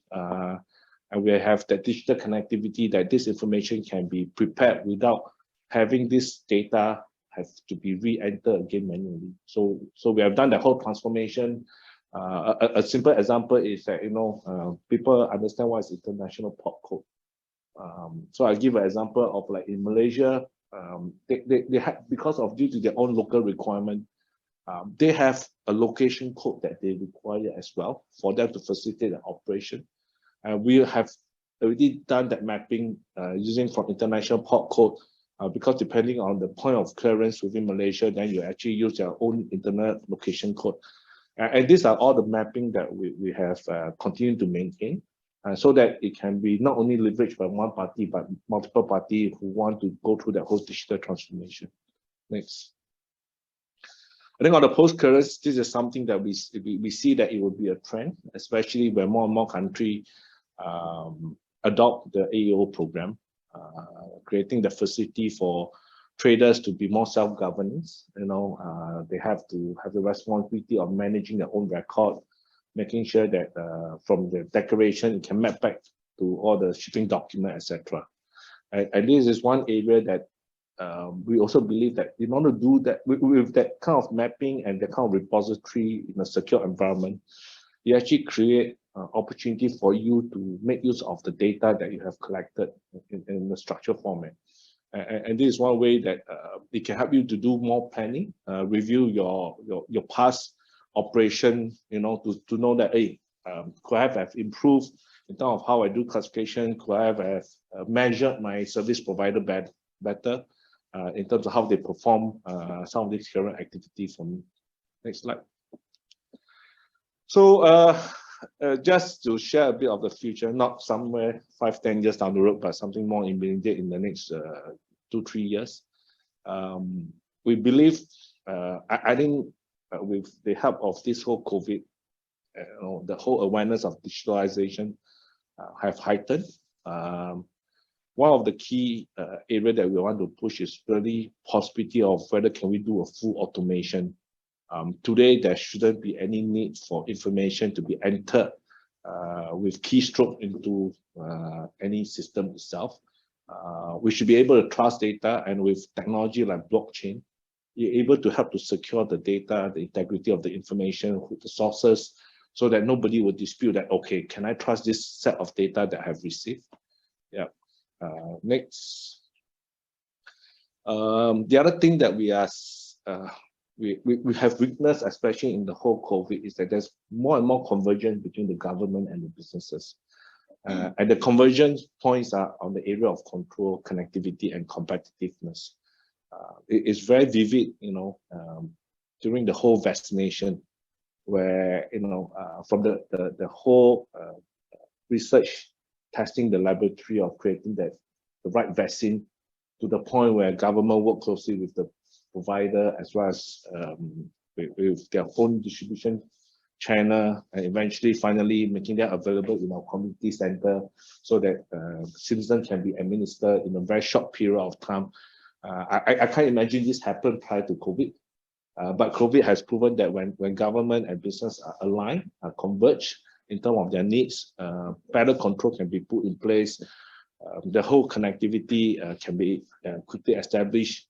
And of course, I think with RCEP, the whole purpose is to create that competitiveness for the outside country as a trading bloc, where we can enhance the whole competitiveness so that we become a key market, also competing with the rest of the other region as well. Next. Yeah. So just to sell a bit of our solution, I'll leave it at the end. So on the government side, we have what we call trade facilitation platform, where we deploy to help regulator to administer all the process and procedure when it comes to trade compliance. I think on the right hand side is where we have Calista, while we look at across all the different aspects of supply chain, from logistic compliance to finance. I think my key takeaway when you look at Calista is a global supply chain platform that focuses on 3 areas. First is the functional aspects.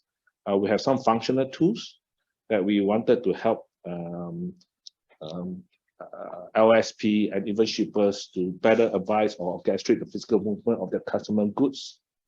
And I think on Calista itself, we also have established ready connectivity that you can simply come in as much as possible. We have API so that you can sort of do some kind of plug and play.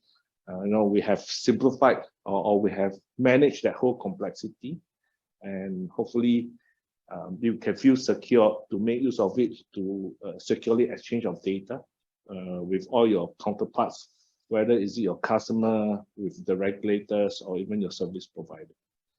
And And really, Calista is about we're trying to build a community of user, and then the whole motivation, I think earlier below have covered about the whole Hive is about community of user. We want to bring them onto the digital realm, and once they're on the digital realm, then we can convince them to say that why don't you engage on the digital transaction. So this will be probably the three main focus point that or key takeaway for Calista. I think that ends my presentation. I tried to rush through a bit because I think we are a bit behind time. I think we need to have some time for some Q&A. So look forward to that. Thank you very much.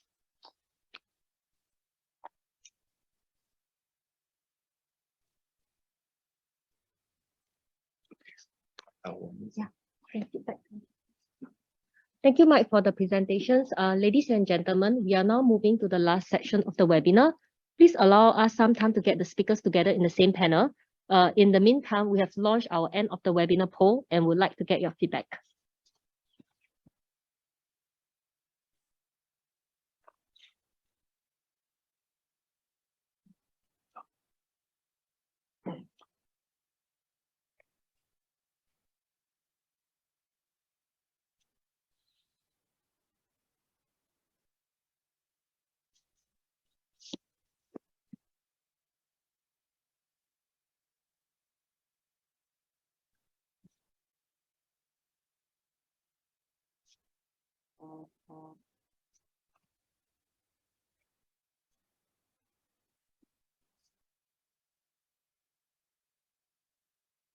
Thank you.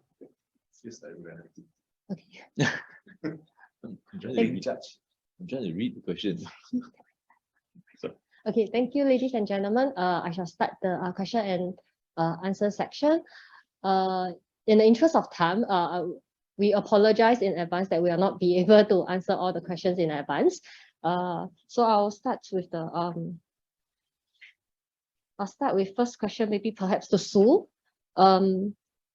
Sue, on the one that you mentioned about, just want to check, like for RCEP, apart from India, will RCEP be open to other economies, like similar to CPTPP? Can I? Hold on. Yes. Yeah, you can.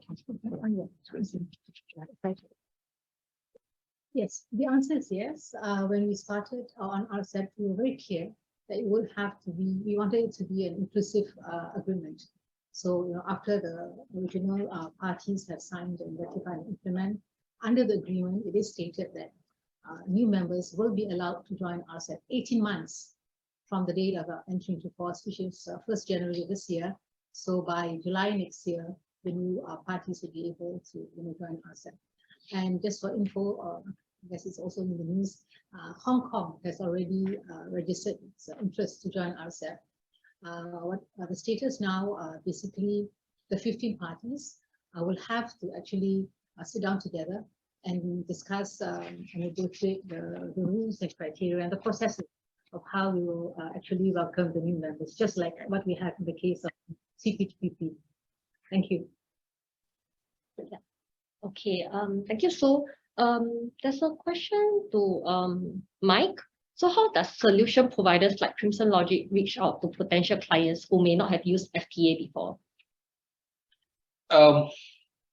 I guess our purpose is not really to just target people who are not using FTA, but in general, I think our first focus is really helping customer to look at some of the digitalization effort that we have. Basically, our customer segment have two groups. What we have is a mass market segment, and what we have also is an enterprise segment. So the mass market segment is more like a pointed solution of services that it can be easily understand and consume without complex interactions. So this is something that you can even, we will use the kind of digital marketing, make known to them, they just come on board, register, subscribe and use. Now, of course, with the enterprise segment, the focus is really understanding their supply chain need, and then our focus has always been to help them to do automation as much as possible. Okay, thank you. For Mr. O, can I check with you, in your own opinion, what do you think, like what could be the opportunities for the SMEs for RCEP? Well, I think the market is obviously very big, and I think we are familiar. It's in our time zone. I think Singapore logistics companies are always very global in outlook because of the clients and customers we serve. I would put in the gist, I think as long as we are clear in the customers that we serve, we can follow them where they need to go. And if there's a lot of movement in where they are going because of this reconfiguration in manufacturing and supply chain, then obviously the opportunities are there. I think we need to also be very clear, as I alluded to in my earlier presentation, that you need to be clear about our value differentiator, so what we can offer to our customers, both out of Singapore as well as in other regions. But I always advocate to start with where we are strong in, where we are. And then last but not least, I think in terms of competitiveness in execution, it's always a must-have in actually serving the RCEP market. Thank you. Just to check with Raymond, in your opinion, what else do you think that the industry would like to see more, like, as RCEP is the beginning?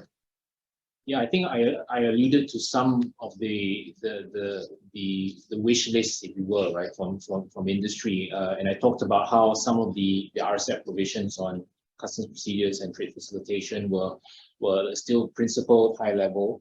The question is, how do we bring that down to the ground, and how does that then translate into a change at the border? I think that would be interesting for me. Of course, also is how does those areas also help SMEs, because there's this provision on SMEs. Question is, do we have any way in which we can figure out a way to simplify the clearance process for SMEs? I think that's an interesting question. For me, the other thing also is there's a whole host of new areas within the customs realm, right? We talked about this whole concept of informed compliance, the ability to do voluntary disclosures, and so on and so forth. It'd be nice if over time RCEP starts venturing into some of these newer areas, which I think a lot of the customs administrations in this region still grapple with these kinds of new mindsets, basically. But they're already there, very, very clear in some of the more modern administrations like Singapore, the US, and so on, right? Also, I guess the other aspect for me is, how do we move trade facilitation to just at the border to beyond the border? I believe that CPTPP talks about regulatory coherence, right? These are very much beyond the border type regulations, which actually does impact the supply chain that is cross-border. So the question that I have would be, would the RCEP be also able to take a leaf out of the CPTPP playbook, right, by looking at some of these regulatory coherence types, good regulatory practices type of arrangements there? Because the danger obviously is where countries enact trade barriers, not tariff barriers, trade barriers, which are a form of disguised protectionism, right, because of domestic pressures and so on, and whether RCEP can put some level of discipline and governance around that, and so that regional supply chains can continue without any impact. Thank you, Raymond. Thank you for giving valuable insights so that our negotiators can also take into consideration as well. David, I think there's a question whereby this company would like to ask, like, if a US-based business is interested in moving its manufacturing business from China to RCEP member country, will it fall within the purview of RCEP and consider within the principles of RCEP member states? So interesting question. Thank you very much for sharing. I know that China is a member of RCEP, right? So I'm not quite sure what kind of benefits you would get there in other countries. I mean, RCEP brings together China and Japan now, right? So that is a big thing, I think. And here in general, relocating from China still makes a lot of sense for most companies. It is just a massive market, right? So if you're already producing there and you're doing this successfully, then I don't see a reason to continue. Of course, wages are rising, right? So that is a concern. Supply chain diversification we talked about, right? It might not necessarily make things cheaper, but if you diversify your supply chain so you have a little bit more security, right? Like in terms of your being able to produce throughout crises. So it might make sense to look at alternative markets. I wouldn't necessarily relocate, but here it really depends on what kind of business this is, what the industry is, what the suppliers are. So I just want to answer very general here. I would look at that, and then you have to see if you want to relocate it to another market. not necessarily if you're already doing this successfully in China. Okay, yeah. I hope David has answered Frank's question. So in case Frank, you need any further clarification from David, feel free to reach out to David as well. Okay, in the interest of time, unfortunately, we are not able to answer all the questions. We will get back to all the participants via email, or in case we miss out any, please drop us an email at fta@spf.org.sg. I shall hand the floor back to Sue for her closing remarks. Oh, thank you, Ivy. Thank you, everyone, for sharing, your insights to what will help RCEP to be more meaningful. Based on the sharing, just 3 points. First of all, I think all of you have touched on the implementation problems that we foresee, and also the wish list that we have in one area or the other. So yes, first of all, because RCEP has just been implemented this year, and it will take time. We have 2 more big countries who are going to ratify, hopefully by end of the year. So we had 15 by 1st January next year again, and it will be the next best birthday present I will have. It comes on on the 1st of January. So yes, so we would appreciate feedback from companies to both the agencies and definitely to MTI on some of the problems that they may face initially, and also the wish list. We will take that into account. And why this is important, because we have now we've started to have the RCEP joint committee meetings, which I'm also attending. Basically, that joint committee it is established to basically look into a few. One is the implementation problems, issues, and basically there will also be discussion among all the 15 parties on what are the areas that we'd like to maybe improve on and look into, and have not been implemented. Just to share, one country apparently have said, have ratified and we understand have implemented, it's supposed to implement the agreement, but we have feedback from us, from another party, to say that, hey, their company exporters said that they've not been receiving the preferential tariffs. So we found that useful, because Singapore did not get such a feedback, maybe because our companies did not export to that country yet. Yeah, but it was useful and it benefits for us. So I think that's the important point, that the feedback would be useful. And also, as in all FTA agreements, there will be reviews, right? Not immediately, but after 2 years, we will have a review, and maybe then we will actually take out all the wish lists and things to improve. And we have also, because we already took 8 years of the negotiation, and there are some what we call outstanding issues, which was really important to us. For example, on NTMs, I think there were mention of NTMs. So Singapore and New Zealand, the 2 of us, we pushed it very hard. We wanted to have specific standards, for example, to be addressed on some sectors, and we tried. We tried and tried and tried until the 8th year, and we said, sorry, made the 7th year. We said, well, this is important, but we actually push it further, then the negotiations will not end and the agreement will not be signed. So we said, okay, what's the most practical thing to do? We said, let's have what we call a billion agenda. So for NTMs, yes, we will look into it likely next year and say what are the sectors each of us would like. Cosmetics was one of them.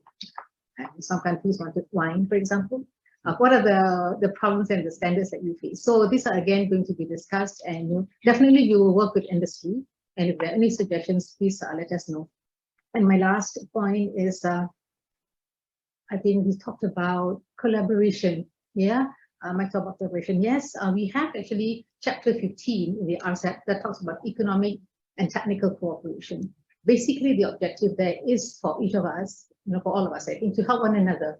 There are areas where some party will need more help in terms of the e-commerce agreement, regulation, for example, or in customs, or in, for example, digital. So this subcommittee that we're going to be established will be looking into that work area. And then we have asked actually the 15 parties to please let us know what are the areas that is our priority to you, right? That you can actually help and provide assistance, whether it's together Singapore and somebody else, or maybe the WTO. So this is what we're going to do, and it's going to be basically a more collaborative effort. to help one another, and we hope to be able to, share our, our expertise, and they might come, to you for help and in your business, and I think that's very good. And here, thanks, Ms. Stephen, for also touching on services. I must say that services chapter is the most complex in RCEP. Even for officials, when we try to do it, I really thank my experts to do that, because we have the negative layers and the positive layers, and it's quite, applicable. So what we've done and shared with us, I think that was useful. And for the rest, again, digital is something important. And sorry, just to share that during our negotiations, for the first 5 years, we only had what we call a special working group, not working group, special technical group to discuss e-commerce, because some of our partners in the region were not ready to have a chapter on e-commerce, because they say, I don't even have a regulation, so I do not want to limit my policy space. So they were fearful, rightly so. I fully share their, their concern. So we say, okay, let's have just a chat, a discussion. So after only 5 years, then this expert said, please, let's form a committee, a working group, and have something under RCEP. Having a foot in the door and touch on, certain things. So the level of ambition may not be very high. So when, there were some suggestions about trying to make it better, trying to, catch up with CP2PP, for example. Yes, I think that will be done during the review. We all try.